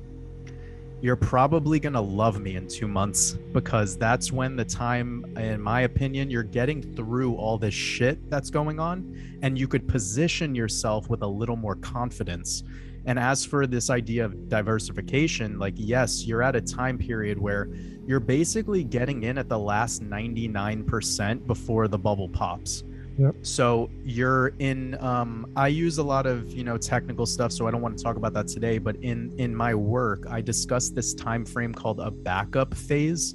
And a backup phase in cryptocurrency is basically the best place to get in, because it's the least amount of time to see the largest amount of return on investment. Now, this is very nice for people because people are fucking impatient. So people who want to invest, they just get in and they want to get rich tomorrow. But in actuality, if you could time out this backup phase that I'm discussing, which I believe will be from the September full moon to the October full moon, this time frame is what I believe will be the final chance to get in. And the reason I'm telling people not to get in on the August full moon is because of what we just talked about earlier, about the potential for the Shemitah to come in and just completely mess us up around that September full moon. So even though I'm so confident in my ability to decode and kind of navigate myself through these Shemitahs, I don't want to come and say that this might be the same as every other time, because there's always a position for a unique opportunity, Like, yep. So, especially since the COVID thing has happened, I've shifted my whole mental exercise to anything is possible in this matrix. Yeah. Anything is possible. So just because I'm saying that I believe we'll have an all-time high blow off top for Bitcoin and these cryptos into December, that's not me saying that I'm not gonna protect myself from it not happening.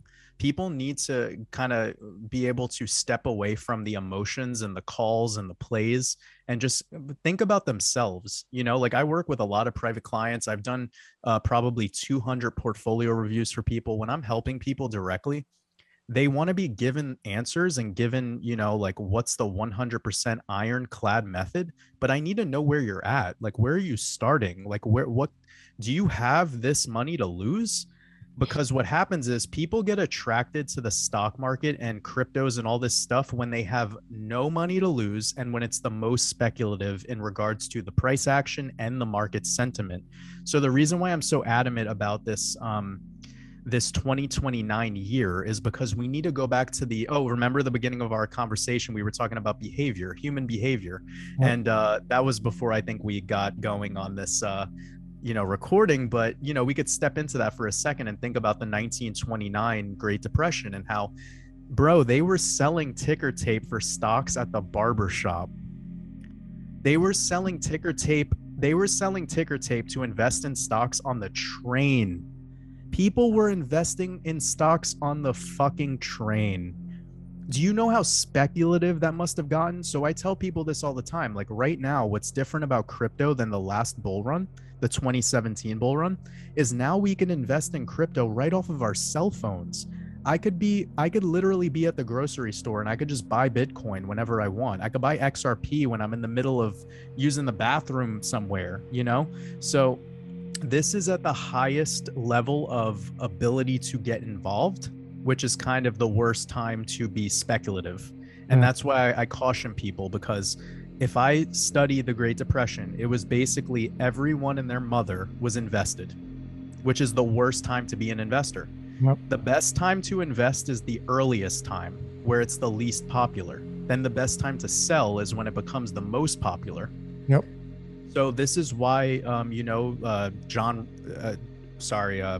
Kennedy's father was a very wealthy multimillionaire. People like pegged him as this bootlegger and all this stuff, but he actually just bought the dip of the Great Depression, and he made a buttload of money on stocks. Yeah. And they all did, all the people that were tied into the plan, because they knew about the Shemitah, they knew about the Jubilee, they knew about all this stuff that I'm sharing with your people. Like, they're not oblivious to it because they created the algorithm, they created the code. They just play the code, they get on the right side of it. And that's why we're decoders, because we're trying to decode what the hell they're doing so that we could help people. Like, it's a very simple, it's actually quite simple when you look at it from that perspective. So I think that we've learned a lot of lessons in this crypto game. For people who haven't ever been in crypto and this is your first time listening, pay attention to what I said a little earlier. Consider that October full moon or that September full moon, get through that negative energy, let it reset, be confident, and don't gamble. This isn't the time in your life to gamble. You have to make responsible choices that resonate with you. Yeah, I mean, that's definitely some truth bombs right there. Thank you for sharing your mindset with that. I'm sure everybody that resonates with those messages will really be appreciative of your words. And that is the whole thing, folks. I mean, look, I got this video from somebody that is a very trusted source of mine. And it was from a retired military guy. I've sent it to a few of my supporters that are in my Rolodex. And it was the guy saying, are you ready for this upcoming reset that's coming? I mean, it's been shouted from the rooftops for quite some time now. And of course, a lot of people have been looking at this and they're like, oh, it hasn't happened, it's not going to happen. And then you conform to the message coming out, the kid crying wolf. And then when the wolf really does show up, you're not even prepared when that wolf shows up and you're going to die. So the point of that is it's coming, folks. I mean, if you think that there's not going to be some kind of transition, it doesn't take someone looking into a crystal ball. It doesn't take a psychic, or it doesn't even take a retired military person saying that their sources are telling them that you better get ready and have all your things in order and get your food supply stocked up on. I mean, you can't go wrong with stocking up on water and getting your supply stocked up on, because you're going to consume them anyway. But are you prepared for this next transition? And how well prepared are you going to be? And really, there's no way to speculate how it's going to play out. We just know that there is going to be some kind of major transition coming down the pike. And they've been saying this in so many different ways. And you got to be prepared for that. I personally, Jordan, I got involved with crypto. I'm riding the coattails of, I'm not an expert in the financial market, so I rely heavily on people that are. And, that's why I value your work, because I can tell how intelligent you are in this entire decoding and crypto markets. But for me, it's just a matter of being prepared and not having my pants down when this transition happens. And I think a lot of people are just so reliant upon their stimulus checks coming in. I've seen a massive piece to all this where, I see people that have come into a surplus of money that they typically wouldn't have because of these stimulus checks. And I see a lot of people blowing them, online shopping, taking vacations, and not being prepared for what's coming down. And just when you're reliant on these surpluses coming in, these stimulus checks, a lot of people have gotten lazy. I mean, my parents live in Myrtle Beach, South Carolina, and they're doing a lot of repairs to their homes, and they're finding through their community and people that are trying to hire people. And they're telling them, I can't get good work because people are making the same amount of money sitting at home doing nothing with these stimulus checks. And so it's just like that, to me, is someone who's reliant and being lazy and not wanting to really kind of engross themselves in the reciprocation of the currency. And it will be to their demise because they're not prepared for this exchange of energy, this massive, and I say massive, exchange of what's going to happen And it's not even a matter of, I guess it is an opinion, but the contradiction is, I think it doesn't take a rocket scientist or someone looking into a crystal ball, someone having the ability to remote view, someone having the ability to really be a psychic, to realize that we are coming into a massive change. And the majority of people are not ready for it. And they will lose when it comes to winning and losing on those concepts. Yeah, I actually watched that video you sent me, the one that you talked about with the military guy. And actually, it's quite funny that you bring that up, because 2 live streams ago, I was talking about this. We were talking about gold and silver, like from an investment perspective. And I told everyone that I rather invest in canned food than invest in gold. And that's the kind of thing that people don't want to hear. You know, like people don't like to hear that, especially if they're anti-crypto, or especially if they're, it's like the emotional thing. You know, they get really, really stuck on whatever it is, and they will fight tooth and nail to prove their side of it. And my whole position is, if I'm going to use any of my money outside of my necessities and outside of my investment thesis, it's going to be for preparation. So if you're not prepared, again, like it comes back to everything you just said. And I don't need, and this is what I tell people too. I don't need to see the event happen to know that it's coming. Like I feel it intuitively. Like I feel it within my whole like Merkaba, you know? So when you said that people have been using these stimulus checks the way that they're using, or the for instance, the lack of effort, this lack of effort and passion and connectivity to the digital realm is exactly what the big plan is to go quantum. You want to go quantum. You want it to happen without it being a disturbance. You want it to be a natural progression, so that way people don't even see it happening. And it's like the movie They Live. You know, people don't even know that they're reading, you know, it says consume and it says buy this, and that's what they're seeing. They have a consciousness that's been parasited, and when they have the consciousness that's parasited, their eyes on the sides that lie are even more magnified into being a consumer who has no desires and no passions. And this is something that I think about so much, because it's an us versus them sort of conversation. You know, it's like, I'm sure most of the people in your community, most of the people in my community, they vibrationally align on what we're talking about in regards to at least being of a more prepared mindset, albeit educationally, in regards to our health, in regards to our spirituality, in regards to whatever, our community. This is so multifaceted, and that's kind of why I'm looking at crypto as just one of the legs of the many, you know, it's one of the tentacles of the octopus, coming back to Yaldabaoth. So I'm thinking about it from a very multifaceted perspective, but don't get me wrong. Like I'm not gonna freeze up on crypto and think that it's my Lord and Savior. Like it's a piece of my puzzle of a great thesis, of a very multifaceted approach. And I've also told people, if we see cryptocurrencies crash to rock bottom levels, after I sold, of course, and I see something like a $6 silver, of course I'm going to invest in $6 silver. That's so undervalued. But is that the conversation if the world is going to shit and there's like barely any logistics operating and there's blackouts every other day? Who the fuck cares about silver? We're going to be caring about water. We're going to be caring about each other. Don't keep falling for the devil's toys, you know? Don't just go from one thing to some other thing and continue that and lose your vision. You know, like we need to be in our lane. Like I'm from New York, and you're from Connecticut, right? Have you ever heard that term where people say like stay in your lane? Stay in your lane, like, yeah, stay in your lane, man. Like don't get caught up in someone else's lane, because when you do that, you start to get distracted by their, you know, by their tricks, by their aura. And don't drive slow in the fast lane either. Get the hell out. Yeah, well, be on time and be on your lane, be in your lane. And if you do those things, like you're going to see that everything aligns vibrationally in a way that is quite important. And the time thing is so interesting, because I say to people all the time, like time is really a magnificent idea, because my job is to be able to learn how time works so that I could teach people how to predict the market. That's kind of like been my focus. But at the same time, like if I could wake up every day without an alarm clock or just throw out the clock completely, like that would be my first choice. The same thing with money. Like if I could get rid of two things, it would be time and currency in regards to money. That would make my life and everyone else's life, I believe, so much more harmonious. But what it would do is it would remove the desire for hierarchy.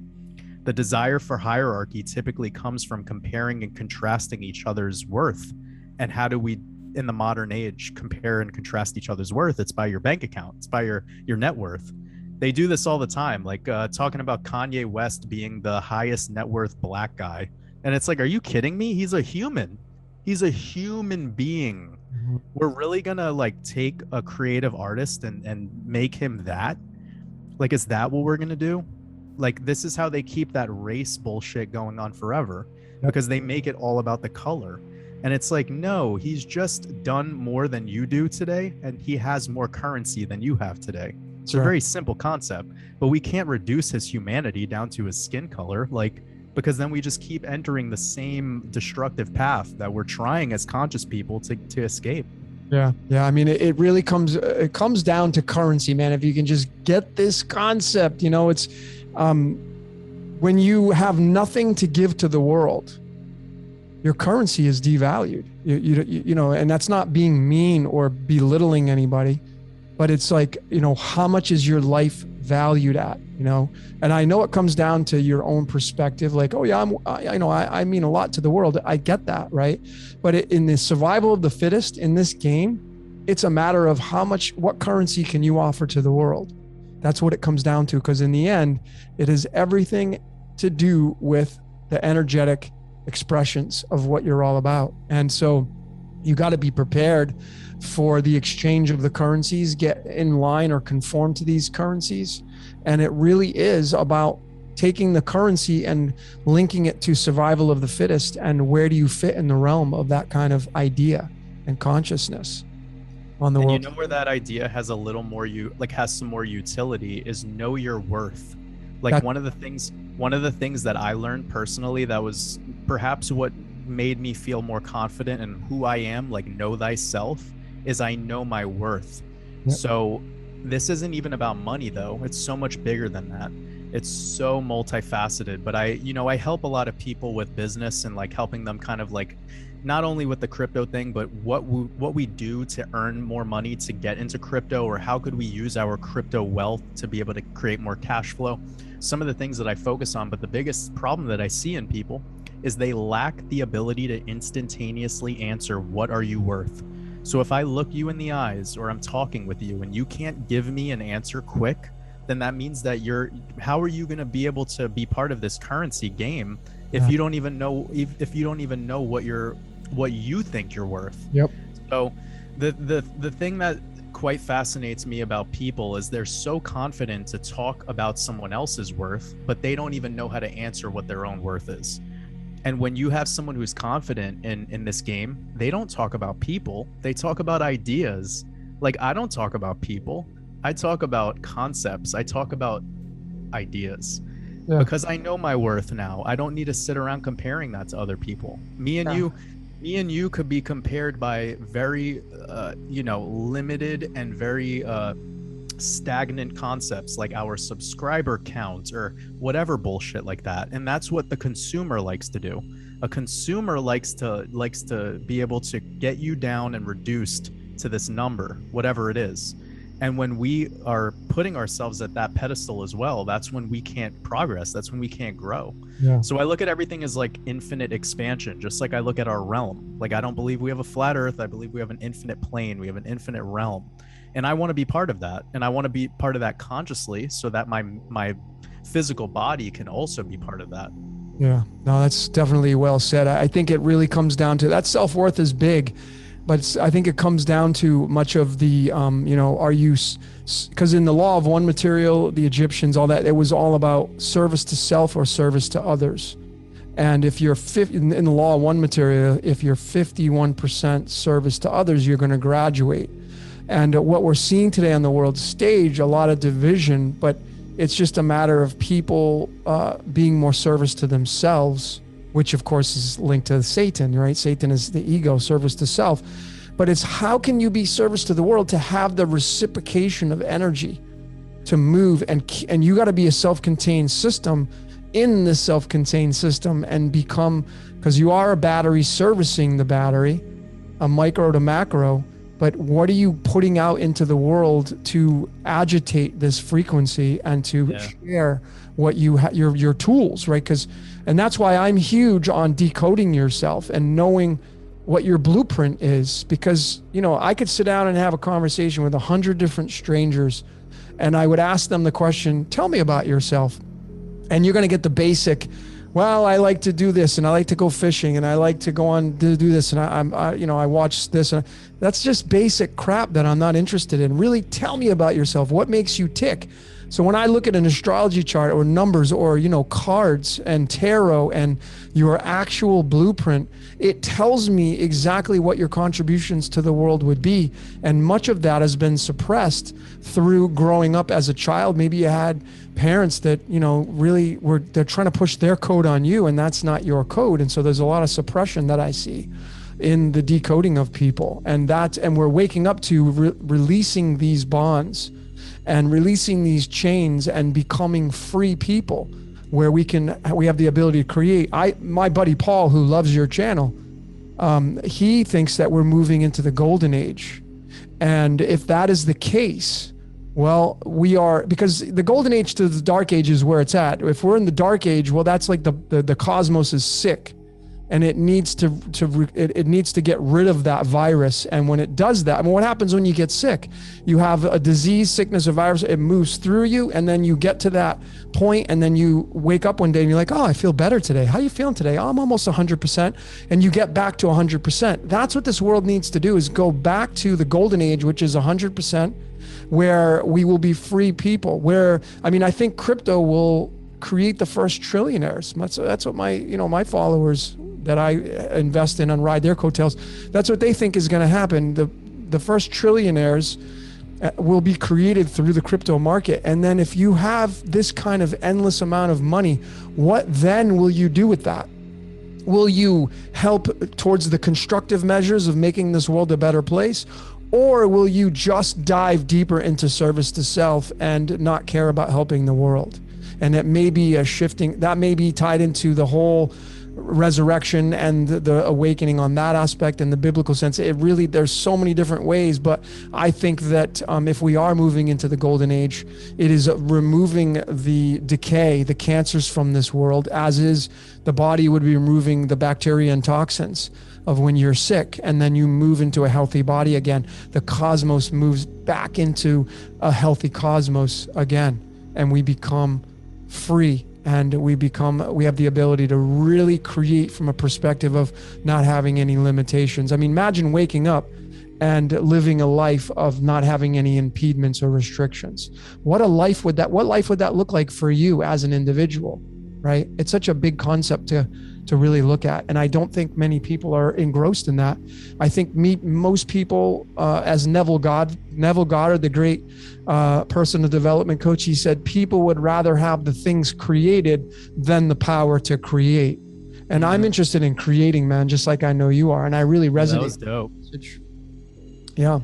So one of the things that you mentioned, like you said so many awesome things that are like kind of stimulating me, but I had this conversation a little bit with my community about how there was the roaring 20s and how like the roaring 20s led to the Great Depression. And I actually, because I just stated a little earlier about 1929 and the 100-year anniversary is 2029, and my thesis of we're moving through Agenda 2030, and that could be said. But I think it comes back to the idea of, first, you need to understand that the most valuable currency is love, and that love is removing the fears. So then in order to do that process is quite multifaceted. And then the second approach is control your attention. So knowing that your attention is your most valuable, and that's where you can actually be educated. And when you've removed your fears and you're living in a love-based frequency, your education can be real. It's not indoctrination. It's actually thinking, gathering wisdom, and being able to apply that information. If you do those two things, you can be part of the booming or roaring 20s of 2020. That's what we've done. Look at what the stock market has done from March of 2020 to today. Oh my goodness. You could have taken one stimulus check, a single stimulus check of $1,200. You could have put it in a cryptocurrency like Chainlink, and you could have created $300,000. Yeah. But what were you doing at that time? You were probably scared, not you, but just humanity. We were scared of a fucking germ. We were spending all of our attention on Anthony Fauci. We were giving up our juice. We were giving up our gold. But if you had your cards in alignment, you would have been able to be part of that wealth transfer. For you right now, your reality would be the booming 20s. You don't care about what everyone else is doing with this virus or whatever. You're on a vacation right now because you decided to not live in fear and you spent your attention wisely. You do those two things and you could unlock the Trinity, and it all comes full circle. So I'm very adamant about this idea because I had to go inward. I had to go inward and see myself for that. Where was I creating these roadblocks that were preventing me from being able to do the things that I wanted to do? And by having that introspection, you could really see where I was parasited. You know, I use this word and I say it externally, but I had to remove the parasite too, to be able to get here to where I see that there's people who are parasited. And by doing such, I was able to relinquish a lot of that fear and allocate a lot of attention to things that served me. And that now that it serves me, I'm able to live in abundance. So there is no more fears of life or death or money or whatever, because I just energetically attract it to me, and it is what it is. But it took a lot of hard work to get to a position where I had to be cognizant of those two big key important factors. Because some people that have love in their life, they have a girlfriend. That's what they think love is. And I'm talking about what I think love is oneness. It's being universally one with all things. You look at an animal in the eyes and you see that as a living creature. That thing doesn't want to get eaten by you. It doesn't want to get fucked with. It wants to just live its fucking life, and it wants you to go to just be you. They don't want to battle you. They're not Roman soldiers. They don't even have the equipment to do that with you.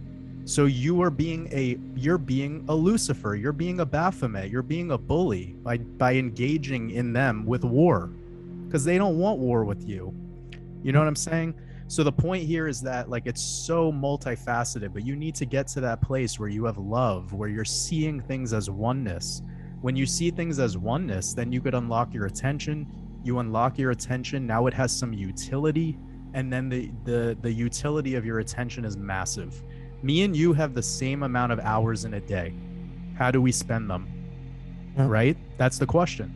So when people say they don't have enough time because they're doing this, that, and the third, it's like, no, you don't make enough time. Yeah. We have the same amount of time. I see what you do on your phone all day, and I see what I do on my phone all day.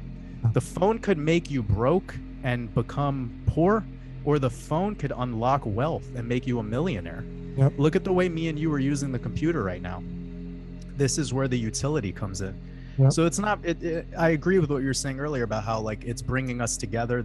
I say that all the time about YouTube. I say, why give all this negative attention to YouTube? What did YouTube do wrong to you? Yeah. And at the same time, if it wasn't for YouTube, me and you wouldn't be able to connect. That's right.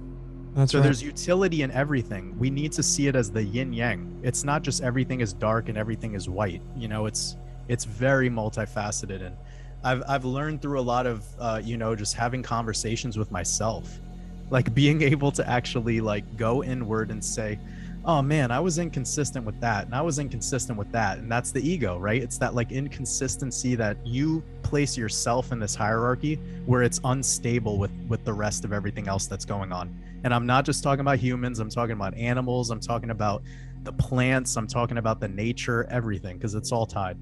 Yeah, no, it's well said on that. I mean, it is all tied, and it goes right back to, you would mention the yin yang and stuff. It's, folks, I mean, neutrality is where it's at as far as I'm concerned. That's why the Great Pope is the most powerful, because he has the ability to use the right-hand path or the left-hand path at his disposal. And in the middle of the battery is where it's most centered. So if you're leaning more towards looking at things That's bad. That's no good. Oh, they're using it. This is a bad tool. You're leaning more towards the darkness, and your light gets dimmed, and then you get away from balance. There's a very specific reason why your body is in homeostasis, which is balance. There's a very good reason why your blood hovers around 7.3 in its pH. There's a very good reason why when you're in that balanced state, you're likely not to get any kind of sickness or disease.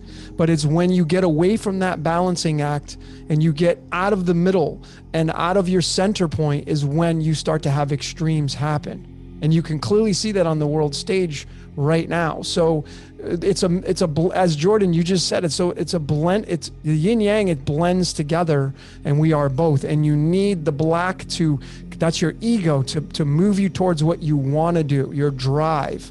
And then you have your white, which allows you to live your life through some kind of purity, where because most people that have souls, because some people don't think that there are living entities that have any souls, which could be true, but the ones that do, they're remotely good, as we call that. You know, when a baby's born, it's pure, it's good, right? And then it gets programmed as it moves through the matrix, right. And it gets weighed down. You know, if you study any kind of things in the Vedic, nirvana means stripping away everything. As you move through life, you collect a bunch of garbage. Beliefs. You create stories on top of what happened that have no relevance to what happened. And the stories are what you live through. There are people that live through victim mentalities, and they continue to go through those mentalities, and they use it as a crutch to get energy from other people. Yet if you just relinquish that victim mentality, you're then free. And there's no chains that are keeping you bound to that mentality. And you can then create from a perspective you never even knew existed. And that's where it's at with this whole crypto thing, folks, is, you know, I know we're kind of going up on, and I know I have no time constraints, but for the sake of probably people, their attention spans, I don't know how much time you have. I'm just chilling, man. I took today off to make this happen. So. Okay, cool. Yeah, and I appreciate that, brother. I really, really do. Yeah, of course, bro. But I think now's the time, if you're resonating with this message, and I always say if you believe everything happens for a reason, ladies and gentlemen, if you believe that concept and don't just, okay, yeah, everything happens for a reason. What does that mean to you? Well, it's part of the script. It's part of your code. You're supposed to be here listening to this message. And maybe this message is here to deliver to you something, whether it was something I said or what Jordan said, or maybe it sparked something in you that somebody else said that bolted onto what we're saying. What are you going to do with this information? You know, and are you prepared for this next cycle? We move through cycles, and that's not even an opinion. That's a fact, right? And that's what I've been showing. That's what Jordan, you've been showing. And that's what a lot of other decoders out there have been showing. We are living in a pattern-based reality. Breathe in, breathe out. We breathe in, we breathe out. The cosmos breathes in and breathes out. It's the Taurus fields. It's the heartbeat. The heart compresses and decompresses. It goes in, it goes out. And then it creates the sine and cosine waves. It's all part of this beautiful, mathematically precise reality that we all live in. And it is survival of the fittest. And you are right. Animals, I mean, I go to the gym, I take the taxi into town, and then I walk back. It's like a 35-minute walk. And then whenever I walk back, on the side of me, there's crocodiles right there, right? It's pretty cool to see them in the wild. And there's all these other animals, and I see a lot of these lizards. And every time they see me, they bolt. Like instantly. They don't, I'm not trying to do it, but they instantly move, and they quickly scurry into the bushes. And it's like, and I'm always thinking, like, why does it do that? Because it gets threatened, and that's an instinct based on fear, right? Not on love at all, but it's embedded in that lizard's brain to just run away from me. And that's pretty much how nature is. And we would do the same thing if something that was 40. We would do the same thing if something that was 70 feet tall came down to Earth and started walking next to us. You know. I just thought of that the other day. Like, imagine giants, and then what would you be doing? Running to take cover. Like, whoa, what is this thing? Because you've never seen one before, and we may end up seeing that again. You know, we may for sure. Titans and the Olympians coming back as these giants and battling things. I don't even know, you know, I mean, I'm open for anything now. I mean, once I started studying architecture and like resets and how this realm has been sort of put through the ringer at times, it's why I started focusing primarily on the mythologies, and why, you know, the NASA scam is pretty awesome, but beyond that, why it's awesome is because they are showing you as a flex how important these deities are. They're so important that we're going to name these humongous, spheres in the sky of energy. And we're going to compare and contrast them to Earth, which is Earth is the beautiful, perfect place for humans to live. And everything else is just an endangering, scary. You feel where I'm going with this? Totally. Because Jupiter, if he came down right now and he was 100 feet tall, his foot stepping next to me would be like your foot stepping next to the little lizard. Yeah, you get stepped on actually, but yeah. Yeah. I mean, during all my, not all of them, but during a lot of my live podcasts, I have been saying so much that, we're all stone cold killers. I mean, when you walk outside, you're killing things constantly. You don't even give any thought to it. I mean, the tiniest religion out there, the smallest percentage is called Jainism. And it's really, this group really focuses on, paying attention to everything around them and not killing anything unless they absolutely need it, especially, the animal kingdom. But constantly you're killing ants. I mean, how many of you out there, you'll find a spider and you'll swat it? Yeah. I personally, I'm not at that level. I love animals more than I do humans. And I live with them, especially here in Mexico. I got geckos running around my casita because they come in through the doors and the windows, and there's ants. I don't have an ant problem, but there's ants. I don't kick them out. I just live with them because we're sharing space. But how many people are at that level? And then you realize like it's all survival of the fittest. And I'm certainly not going to kill things that are around me. I just adore all creation, so. Well, it's so awesome that you said that, because I used to feel like that question being brought up of like, oh, the mosquitoes suck, or like, oh, this fly that keeps like landing on me sucks. But I learned that actually, like, let's just say with the situation of a fly, we manifest that fly. Like that fly comes to you because you are special, and it's trying to kind of interact with you. The way that it's interacting with you, it is what it is. Like, I'm sure there's some scientist out there that could break this down, but that's really irrelevant for me, and I would probably instantaneously discredit it anyways. But the point being is that if a fly lands on you and you give it the attention, coming back to attention, and you say that this is negative, this bothers me, this tickles my arm, or whatever, just get off of me, fly. But if you swap that emotion and just go to, it is what it is, that fly is just there, it's just not. I've learned that I don't even physiologically feel the fly anymore as a bother to me. It kind of just goes away. It becomes like, it just is what, like, this has been through looking at people who live in Africa and like tribal, more tribal scenario where it's super rural, and they just have 1,000 flies all over them. And you don't see them smacking their head and trying to get these flies off, because they've become okay with it. They're okay with it now. If you start being okay with nature, whatever it is, and stop intervening with negativity and placing all this intent on it in that regard, I feel like it becomes more comfortable. It becomes more one. And that's been kind of my experience with that way before the whole changing the way I eat thing. But, interacting with even small insects, which again, like, I think and this is a statistic, but apparently we eat like 8 spiders in our sleep in the average lifespan. Like, we actually swallow and eat spiders while we're sleeping. It happens all the time. And it's some absurd number that they figured out. But the point there is that, does that make you an animal killer now? Like, everyone wants to have these crazy conversations, but in actuality, it's all about intent, right? Like, it's all about your intent. It is. It's about the energy and the spell casting and how you package it up into a ball and present it. Yeah, no doubt. I had this funny joke going. It's, mosquito in Chaldean equals 33. So I'm like, oh, it must be the Masons. Well, I've heard that. I was interested in how like Iceland, and I think it's like Iceland and Antarctica are like the only 2 places on Earth that don't have mosquitoes. Interesting. And I thought that was really interesting. So there's a correlation here between like daylight hours, perhaps, and then also perhaps geothermal energy. Like, Iceland is very heavy in geothermal energy, and that geothermal mass kind of putrefies the pH gets so acidic in those pools. And, mosquitoes are heavily around ponds and, wet grassy areas. So I don't know. That's a really interesting concept there that could be thought about. Yeah. I mean, I'm not a huge fan of mosquitoes. I give them a chance. If I hear one buzzing around, I'll talk to it, and I'll be like, hey man, you got to kick stones and get out of here. But if they don't listen, I don't hesitate because, I get what you had said, people become one with nature, but God, here in where I'm at in Puerto in Mexico, especially for those of you that follow the moon cycles, I had studied this. I went out to the beach just a last full moon and just to go out there and just be in that environment. And man, I just got swarmed by mosquitoes and I came back within 5 minutes and I was disappointed. And then I went online and looked and it says that during a full moon, the mosquito content can be up by 500%.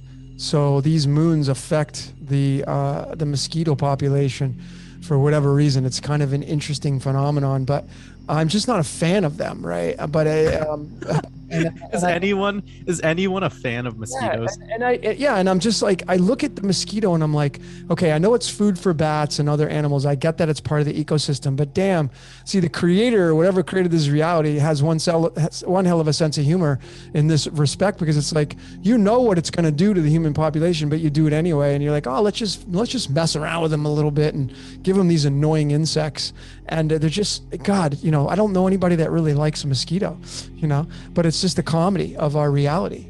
I totally look at that from an architect kind of perspective, because if you just again, returning back to the world stage, look at how they use mosquitoes. They even try telling us that they carry these life-ending diseases. And what does that do? That instills a lot of fear into you. Yeah. When you are in I think you brought this up, and correct me if I'm wrong, maybe I heard it somewhere else, but you were talking about the new Tool album, Fear Inoculum. So I'm a huge Tool fan, one of my favorite bands. And now that's a deeper conversation, right? To think about how, was this a planned thing, or was it just part of the natural code that they come out with this album the way that they did? I'm not going to debate that, but lyrically, musically, it was a great album. And I think about how that concept of the way the logo looks of Tool for that release, it was a syringe unfolded. Yep. So they were showing you a lot of things here.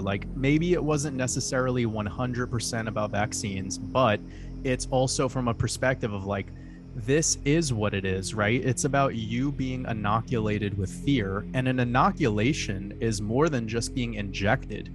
It's about being also fermented and the creation of gases. And if you just study what it is in cooking or in beer making or anything like that, when you inoculate something, you're taking something that's void of any lactobacillus or any form of yeast, and you're giving it that, and it has a sugar source naturally that will start to eat off of that. And of course, that could also be done naturally, but I'm just looking at it from a perspective of the wordplay and how that's literally just it. It's like the news. It's fear inoculum. It's to inoculate someone with their steady stream, their IV drip of. Well,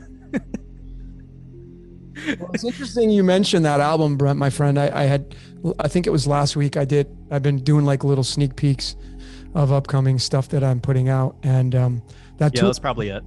Yeah, that Tool album, dude. So Fear Inoculum was the first studio album that they came out with in 13 years. And then you get into theology and the synchronization of that 13 being tied to gold, as you know. But it's in Revelation 13 verses 17, Revelation chapter 13, where it talks about the mark of the beast. And so I had come out with this decode, and I showed how the word vaccine is tied or comes from the word vacus in the Latin, which means cow, because it what's his name who created the vaccine? Boy, it's slipping my mind now. But he came out with the vaccine tied to smallpox, and it was made from the cowpox. And so, of course, it's tied to cow, and how I related that to being cattle, and how human beings are being herded up or rounded up as cattle. And then it's tied to manganese, the element manganese, and being the 25th element. And that's the 54, and that's tied to the sun, moon, and earth, the nature's trinity. But it all leads back to gold. But this album from Fear Inoculum came out on December 30th, which is the 9 of Hearts card. I want to give you guys a visual of this because it's so, God, the synchronizations and the tie-ins of this album and the 19, the whole big thing on the world stage on the 19th. So December 30th is this card right here. It's the 9 of Hearts. And this is the card that is tied to the release date of Tool's album Fear Inoculum, December 30th. This is the December 30th card. The word mark in the Mark of the Beast, the word mark in the Chaldean is the number 9. So it's tied to that. And then, of course, 30 is tied to the word demiurge. So it's pretty deep, man. Well, they're no stranger to number and to numbers. Like, I mean, literally, the Lateralis song was about the Fibonacci sequence, from the way that the lyrics were patterned out to the drum beats to. They're not idiots, and it's because Danny Carey is an occultist. He studies the occult, and he's big on Aleister Crowley and the works of Helena Blavatsky and these people that are, you know, the witches and warlocks of our popular. You know, we could talk about that, but just from the album before that, it was called 10,000 Days. Yep. Messing around with that number, like being the 27-year span, and that 27 coming back to Jupiter. It's also 240,000 hours. So 240,000, that coming back to the 24. I'm super fascinated with that band and how even their symbolism, like the logos and all the things that they do with and of course being tied to Alex Grey and Alex Grey's artwork and how that's going. You know, Alex Grey, I think, said that he and his wife did LSD together, and he like found out like the whole patterning of the matrix of like this code, like seeing the code as infinite godheads, and doing that while you're with your lover was a very, like, you know, expansive and experiential thing. But then the band going out of their way to try to make music that like evokes that's more than just music. You know, there's something way deeper than that going on with them. So I've always respected what they've done, even if the certain songs don't resonate with my ears. Like, there's a lot going on there with that. And as a musician, I mean, it's like it's really hard to top them.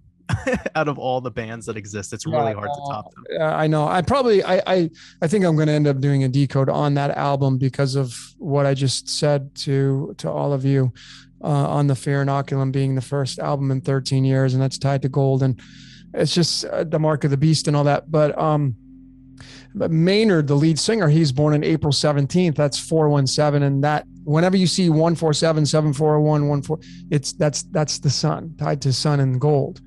And he has the 4 diamonds card, which is the 30th card in the deck, and that's tied to Demiurge again. The New Age name Jehovah is 30. Santa Claus is 30. Jesus of Nazareth is 30.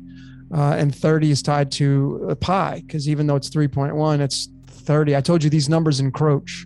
So you have 31 going to the 30 on the left side, 31 going to 32 on the right side. Right.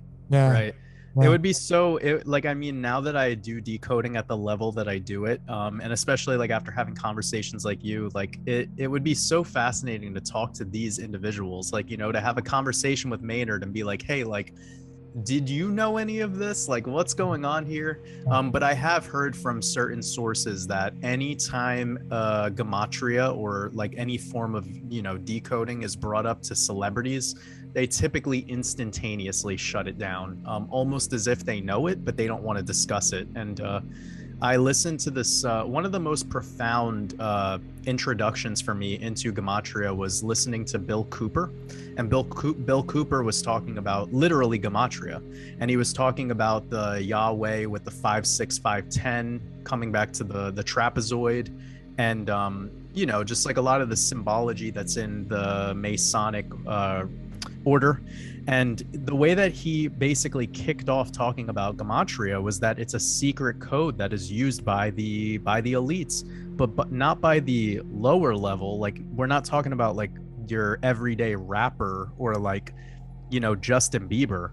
Like, we're talking about the people who try to interject in our realm and play God. And I thought that that was a really interesting thing, because it comes back to sort of my thesis on what cryptocurrency is designed for, to be the interjector of the architect's code, to play like part 2 architect, you know what I mean? To like step into the natural order and it completely invert it with this newer digital quantum, you know, way of going about it. Yeah. And that would be with the crypto. Yeah. I mean, that plays into the ages as well, because, you know, I think the majority of us, if not all of us, were born in the Piscean age. And, you know, that makes us part of the 2 fish, the Jesus and Thomas concept. And, you know, we're made up of primarily water. Human beings are, if not almost everything. I think there's waters above us, you know, like your waters above crypto, above the firmament. I believe that Earth actually is underwater. That's kind of what I side towards. And it being like this egg inside of, I mean, you know, there are a lot of animals that lay eggs underwater and then they hatch, you know. So we are just kind of the dimensional pieces of that. And so, God, I just lost my train of thought of where I was going with that. Darn it. Okay, well, I'm going to end it right there with that thought, because I just lost my train of thought. Oh, it's all good. I mean, actually, one thing that might be interesting for you too is Kanye West released an album called Jesus is King, and then followed it up with a choir who made an album that released on Christmas the following season. So the logo here and the symbology is matching what you're talking about. It's like a blue sphere within blue, and this idea of like the infinite realm being an egg within something that is clearly looking like water. And you know, if he's a true Christian, I don't care about that necessarily, but if he's following what's going on there in the teachings, it discusses the firmament and the waters above and these concepts. And I really resonate with what you just said about how outside of this force field or whatever that it is, it might even be a technology, right? We don't know. Could be. We do not actually have proof. Yep. And that's what's so interesting about this concept of a firmament, is it could legitimately be like a Rick and Morty episode where it's just like some big motherboard kind of field that has been created by some otherworldly group of individuals. So I'm open-minded to that as well. But then the imagery of us being within water, like we might be at the depths of an ocean, of a massive expansive ocean. And that's why when we look at when we have the sun at the whatever, you know, the trajectory that the sun is at, depending on where you live, we're perceiving this as light and we're perceiving this as a blue sky. But then when that goes away, we just get this infinite darkness of like, so I've thought about that too, how, you know, where the water's above, but maybe we're below. Like maybe we are in the process of having a shift with another sphere, kind of like an hourglass. And it's right now we are in the below time, the time of being in the darkness, you know, where it's subject to parasiting people's frequency, subject to manipulation, subject to treating us the way that we've been treated, however you want to look at that, or preventing us from achieving our higher potential. And then we shift into another kind of realm. And when that shift comes, it's like, who's going to come along for the ride? Yeah. Only the elect, the people who've elected themselves to be at that position. Yeah. I mean, I think we live in I think if anything, Earth is an egg shaped. And whatever that looks like, I mean, I don't really, I don't get into the whole flat Earth, concave Earth, round Earth. There's a lot of division in that, all those ideas. And it's just all bragging rights, because even if we found out the Earth was flat, like absolutely, like I know there's a lot of listeners on my channel that are flat earthers, and that's totally cool. And some people think I'm, you know, playing kind of the scapegoats, like, you know, don't be like that. But it's just like, you know, I pick my battles, so to speak. And if the Earth was proven to be flat tomorrow, it would not change the way I operate my life. My life would be exactly the same. Okay. It doesn't benefit my life. It just has bragging rights. But anyway, I think the earth is really more of a egg shaped. There was a show that came out in the 1980s called Mork and Mindy. I don't know if you ever watched it with Robin Williams, but he was hatched from an egg, and he had the pyramid on his chest and the red and the white. And there's a lot of symbolism in that show. I mean, Mork and Mindy, the double M's, which is 13, and 13 plus 13 is 26, and 13 is tied to the 26 through aluminum, and that being the Yod He Vav He. You had mentioned the Yod He Vav He, the 5, 6, 5, 10. And when you do that backwards, it becomes a prime number. I don't remember which one that is, but if you go 10656, because it's, I think in the Hebrew, it's right to left. If you go and do it the mirror, it's actually a prime number. It's really interesting. But that is fascinating. It is, dude. It is. And that whole Yod He Vav He came out in the Iron and Bronze Age. And of course, our blood has iron in it. So, well, if you look at a lot of these like representations of how like the Aztecs, the Mayas, and even some of these like, the Aborigine in the New Zealand, Australia lands, if you want to call it that, their representation of the earth was always an egg. Yeah. It was always an egg shape. Like it was across the board egg. So I've also thought about how the zero is an egg, like how zero is the egg and how it cracks open and it makes one and then one. Yeah. So that's something else that's part of the reason why my logo is a blue circle. It's not necessarily just that Kanye thing. It's also about the idea here of like, it's not that I'm committing to egg earth or any of that. Like you've heard my position. So, but I do think it is important for us as content creators, especially with a group of enlightened people, to let them know like, hey, we're not giving up our wonder. And by you committing to flat earth, you give up your wonder. Once you do that, you become plasmatized in this belief system that you know what the fuck you're talking about. And that's exactly what they want. If you actually study where flat earth comes from, it's a computer program that was released by the Pentagon. That's the origins of when that became, and it comes from the World Wide Web, the internet, where you're in the net. It's all being delivered by them to create that Hegelian dialectic so that you're hating this person because of your change in beliefs. Yeah. So yeah, I mean, I love talking to people who know a lot about flat earth. Yep. Like, give me all the information. I love it. I love learning about it because, and I've told this to people too, don't get angry or shit on people who know about flat earth, because those are typically the people who start questioning everything. Yeah. Once you start questioning our realm, you can start questioning a lot of amazing things. Yep. The takeaway here before I hand that off to you is just to not be concrete and not give up your wonder. Be okay with being wrong and not be so confident in this idea of what our realm is, because our realm might be, maybe it's shaped like a dildo. Yeah, right. And that would be something else. That would really change people's perspective. Maybe it's shaped like a traffic cone. Yeah. And we have a flat base and a pyramidal top. Yeah. Maybe we're at the top of a pillar, like Boaz and Yakin. Yep. What do you know? What do I know? Like, this is what it's about. It's an open forum for wonder. That's right. That's right. I mean, I know I have a decode coming out on NASA. I've been working on it. I've shelved it. And I keep coming. I probably have to revisit this, but I know people are really under the programming of NASA being a deception and where all that leads to. Right.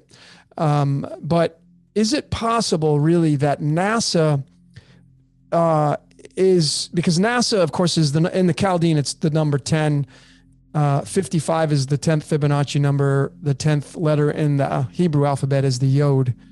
And is that the demiurge, which could be Yaldabaoth, Jesus, Lucifer, all that tied together. But anyway, are we just a vision of the cosmos through its own pineal gland, which would be Saturn, which is the hexagon? Hexagon shape is in the honeycomb of the bees and the beehive, and the bees work for the queen bee. And that number 6 is the first perfect number, being tied to the days of creation. But is NASA just really under the influence of the demiurge, and are they trying to project ideas onto the world stage so that way we can put into enough energy into these ideas to actually make these ideas manifest? Yeah, that's what I've thought about too with the flat earth idea. Is like once you've given up your wonder, you've plasmatized an idea to a belief where now it could work. Yeah, and This is why cults are so powerful. Yep. A lot of people leave religions and enter a cult and don't even know why they got there or how they got there, but in actuality they just left from one cult to another cult. Yep. And it's because they're trying to find answers. And the problem with answers is they're built in these absolutes, and there is no absolutes. Everything is fractal and infinite, like the Fibonacci. In nature, there's no such thing as any solid integers. Like there's no one in nature. Like Yep. you could pick up one leaf, but of that leaf, it could go molecular and it could get to be so many more things. So it's comprised of billions of things if you want to go molecular. If you want to talk about atoms and quarks and all these smaller, more that's the argument there. It's like once you say that 1 + 1 = 2, that's it. You've given up. Yep. And if we want it to be like that, we can. Of course, that's the point of math and language, is so we could communicate. But that's the thing. Once we get basic in it, and once we've like gotten comfortable with it, then we have to keep fractaling. We have to keep, like Tool says on Lateralis, spiral out.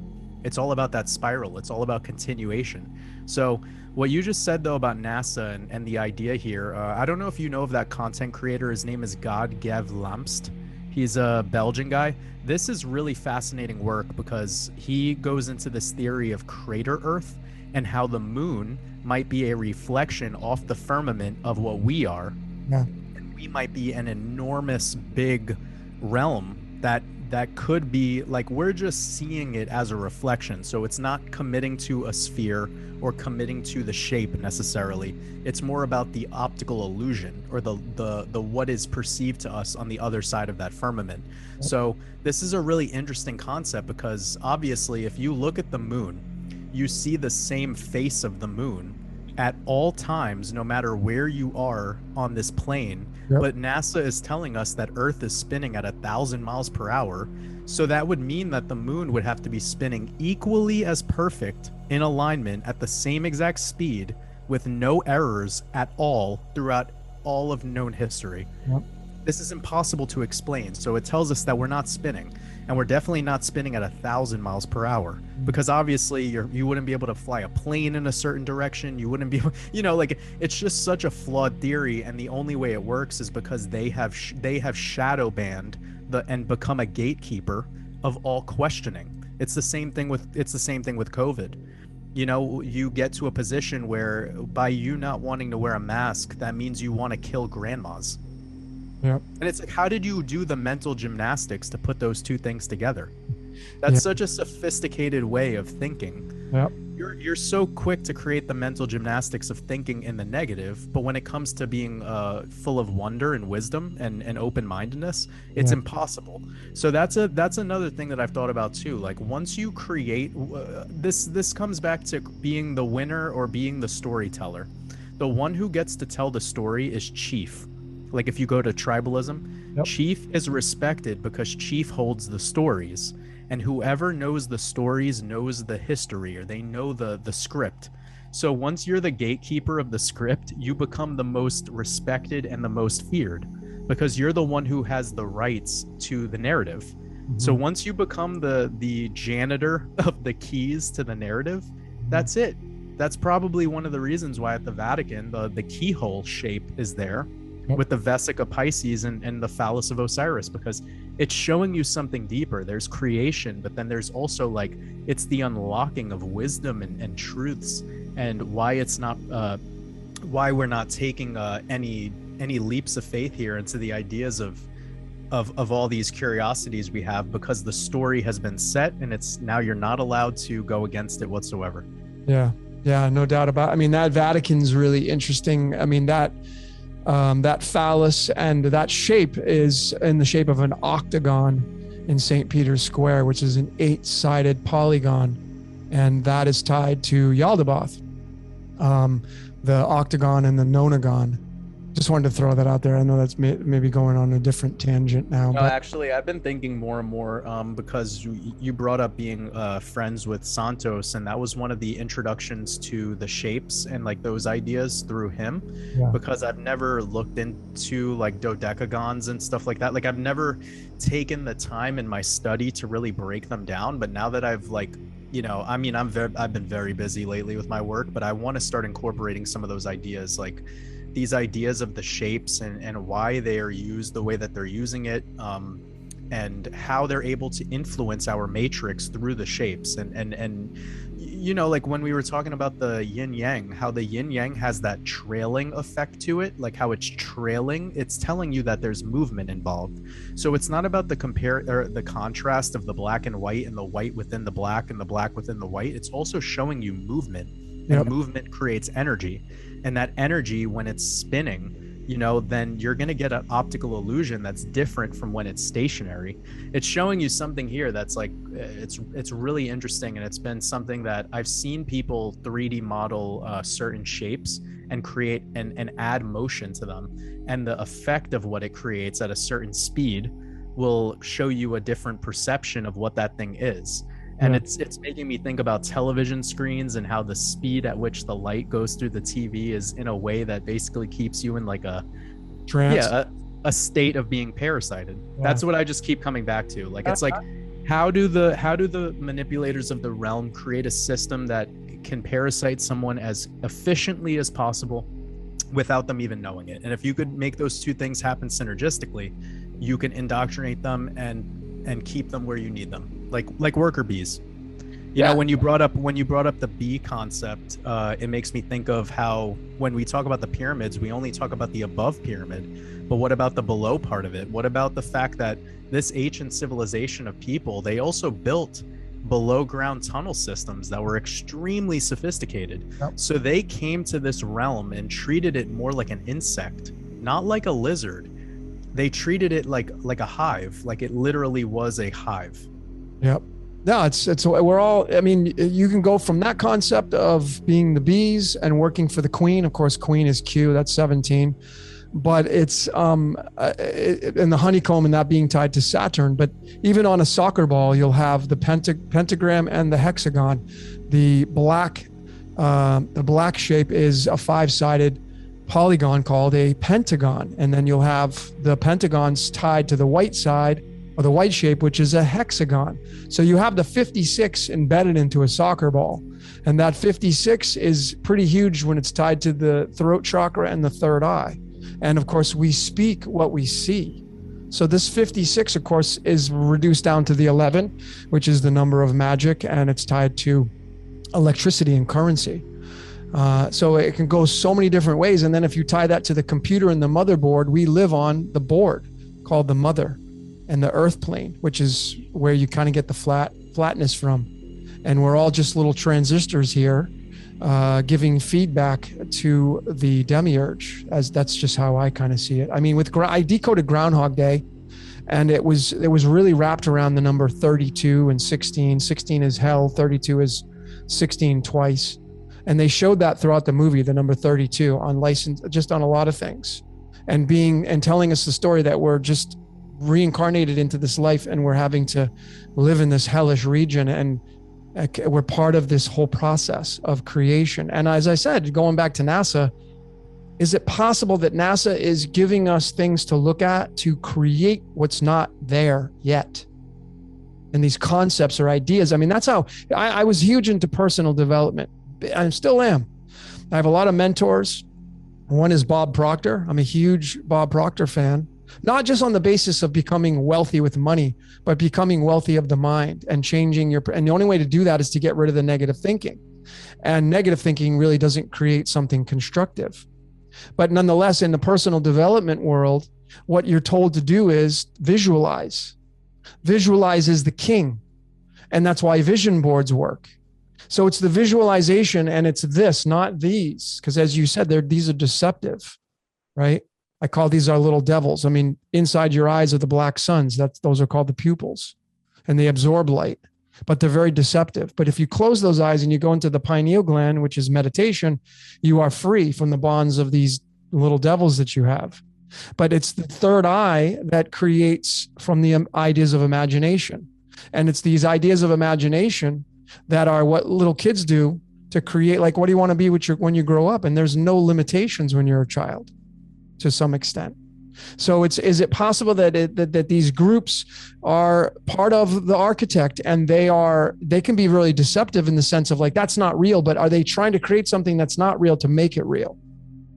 That's so cool, man. I've thought about what you just said in regards to CERN as well, like this idea of what CERN is, and like when they are harnessing our vision, they're harnessing our belief to recreate the projector of their matrix outcome, however that goes. Bingo. I totally see where you're going with that. Like, that alone is such a crazy conversation to be had, because I say this to people quite often, like, don't let things hurt you. So if you want to talk about 5G, don't let it hurt you. I don't even care about it. Like, they can build whatever they want to build. They could drive a tank through my house. I don't let things hurt me anymore. I choose to not let them. So whatever happens, it is what it is, and I'm here to experience it. It's just, there's nothing else left to say. But this concept of manipulation of time or outer space, and what's the truth and what isn't, and is the Mandela effect real, or are we just creating it? Are they just giving us these little, nuggets to come across so that we could redo the timeline with our own imagination? Like, that in and of itself is a really fascinating concept. It is. I mean, there's a title in psychology called self-fulfilling prophecy. And that's when someone comes up with an idea and they share it with somebody else and like, hey, I really like that idea. And then you now have two people coming together and creating an explosive idea to come to fruition. And if you bolt on a whole bunch of other people, I mean, meditation, they've proven this. This is not even my opinion. They've proven that group meditation can change the environment around that group meditation. So we know that when you have like minds come together, a hive, and they all focus upon the same idea, it ripples out, XRP. But anyway, it ripples out and it creates something in the fabric of time. And so, yes, maybe that is exactly how this whole reality works, is you have all these apex predators that are giving you ideas to think about, and everybody ends up saying, oh, I like that idea. I'm going to adopt that as my idea. And as I say, we're all DJs of life. A great DJ, you can blend songs. The whole idea of being a great DJ, it's not blending songs. If you can't blend songs, you shouldn't even be a DJ. A great DJ will pick the songs to play to the audience, and they'll be like, oh, I really like that set. That was a great set. It wasn't, you weren't interested in saying, wow, the blending of those songs was off the hook. No, it was the track list that the DJ picked to create the ambiance of total experience. So we are DJs of life. You are cherry picking things that you're going to believe in, the ideas, and you're going to make it your own. That's why I'm a big proponent of making the truth your own, because that's really what it comes down to, Jordan, and you know that. That's exactly it. If you don't align with my truths, I'm not going to let your truths hurt me. That's it. I'm not going to let them interfere in me. Like, also another side note that's a little bit more philosophical, but a DJ who is playing let's just say the DJ hits it off with 2 or 3 songs, and then track number 4 comes up and people aren't feeling it. It is up to that DJ to feel the vibe in the room and be able to transition into something that'll recover their emotion, to recover their vibe. So it's like being a stand-up comedian. Like, you want to keep people laughing, and when you notice that you jab them in a place where they're a little too sensitive, you have to be able to get it back on track. And it's the same thing with being in a band or just doing any art, any performance of anything. Just even with your videos, even when you're doing a live stream, like we do live streams, so we know that there's going to be a time where an agent rolls in the room and the agent says something that an agent would say, and we have to be able to scan through that and be like, well, that person's an agent, now I got to move on. Like, and to just be able to be fluently doing that is just like a DJ being able to feel the room, like, when is enough? When is it not working? How are we doing this? And we're creators and sculptors of our reality, and it's important that we all look. Like, there's so many takeaways from this conversation. It's amazing. I've had a really amazing time breaking down all these theories, because I've yet to have the time or the ability to have this conversation with somebody who's feeding me the same energy like that. Like, and I really say that out of the highest place of me. Yeah, Like there's so many ideas. Just that idea that you brought up about NASA and projecting ideas, and perhaps we're just going with that flow, and then we are the ones that they're mining us for our vision. They're mining us, and you know, this currency conversation mixed with the mining conversation is all about blockchain as well. Like it all comes back to crypto.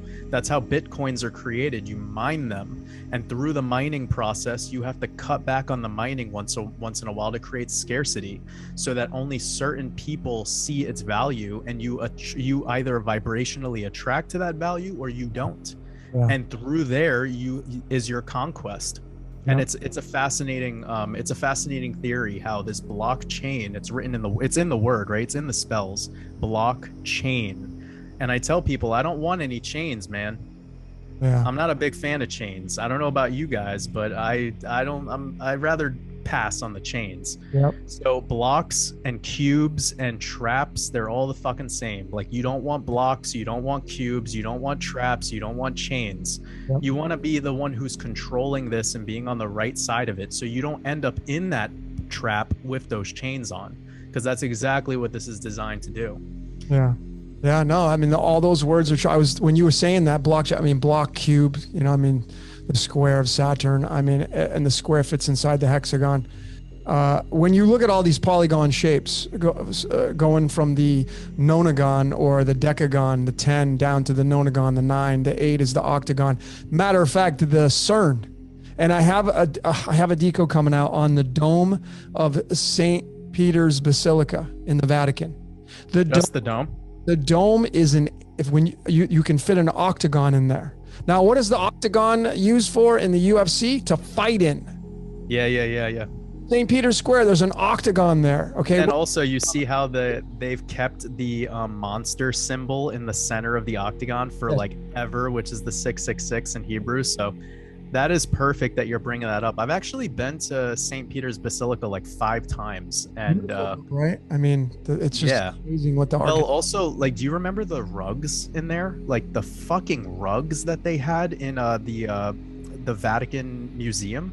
I was just like, what human race could have made these rugs? Like, I think to myself, and then I was listening to this one guy who was like really into psychedelics, and he was mostly the guy that helped you do very big mushroom trips. Like we're talking about like 30-gram trips and stuff. Like he's one of the few people on earth that does this. If I could find his name, I'll share it with you. I think his name is like Klindi Inni or something, but the point being is that of mushrooms. Yes.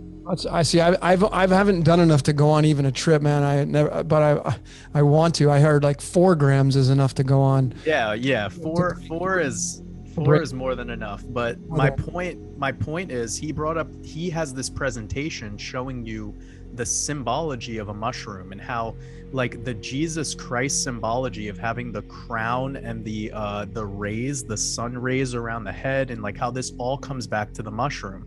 And it was a really interesting presentation, because someone like you would be able to extract a lot of that information and apply it to your work.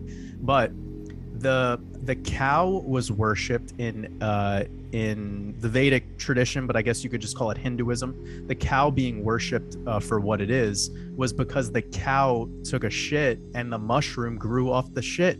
So the mushroom enlightened them. They felt their connection to the cow because the cow was who set them free to their enlightenment. And what you were talking about with vodka and the connection to the cow, and even the city Seattle, cattle, how it's literally in our words. You know, there's some very deep meanings into all of this stuff, but the whole point of bringing up that mushroom trip, like it's gotten off the rails, but he was bringing up rugs and talking about how the idea of a magic carpet, and you know, we were just talking about the Vatican and the rugs. He was talking about how the magic carpet was used so that you could get in touch with your ancestors. So there's a certain corner of a rug, and you take psychedelics like iboga or predominantly mushrooms, and you're able to look and stare into the carpet, and the patterning will get you to be able to revisit your ancestors. And this is something that is practiced, and they are using these rugs as like vision boards, or like they're like VR, like virtual fucking reality, man. Like they're literally using these ancient technologies of just creating these fascinating patterns on rugs, you know, like stuff that we can't do today. That's why I call it ancient, because we don't, like, half this shit that we do now is completely computerized, and you don't see somebody making an ornate rug by hand anymore. And a lot of these rugs that we have in the Vatican, there's no proof that a human built that made those rugs. Sure. They are so large, the amount of material that it would have taken to just create them. So anyways, I thought that was an awesome like connection between all those worlds, and how this psychedelic experience in the rug and the virtual reality, there's just so much to go off of there. Yeah, well, you got the mushroom, which is in the shape of a dome, and St. Peter's Basilica has a dome in it, and the dome, if you look up, has an octagon in there, and that octagon, if you take, I have a decode coming on this, it's going to blow some of you away. If you take CERN, the shape of that, it's an octagon. You can place it right over that dome in St. Peter's Basilica, and it fits right inside there, right inside that dome. And the dome is in the shape of a mushroom, and the dome is everywhere. It's, you know, the breast, the nipple is the way in. When a woman is pregnant, the dome is her stomach, and the way in is the belly button. And the dome over our heads, which probably is the firmament, the way in is through Polaris, which is the North Star. So it's the dome, and that's why you see these domes all over the place on the Capitol building. And you have, it's the dome is giving reverence to these polygonal shapes.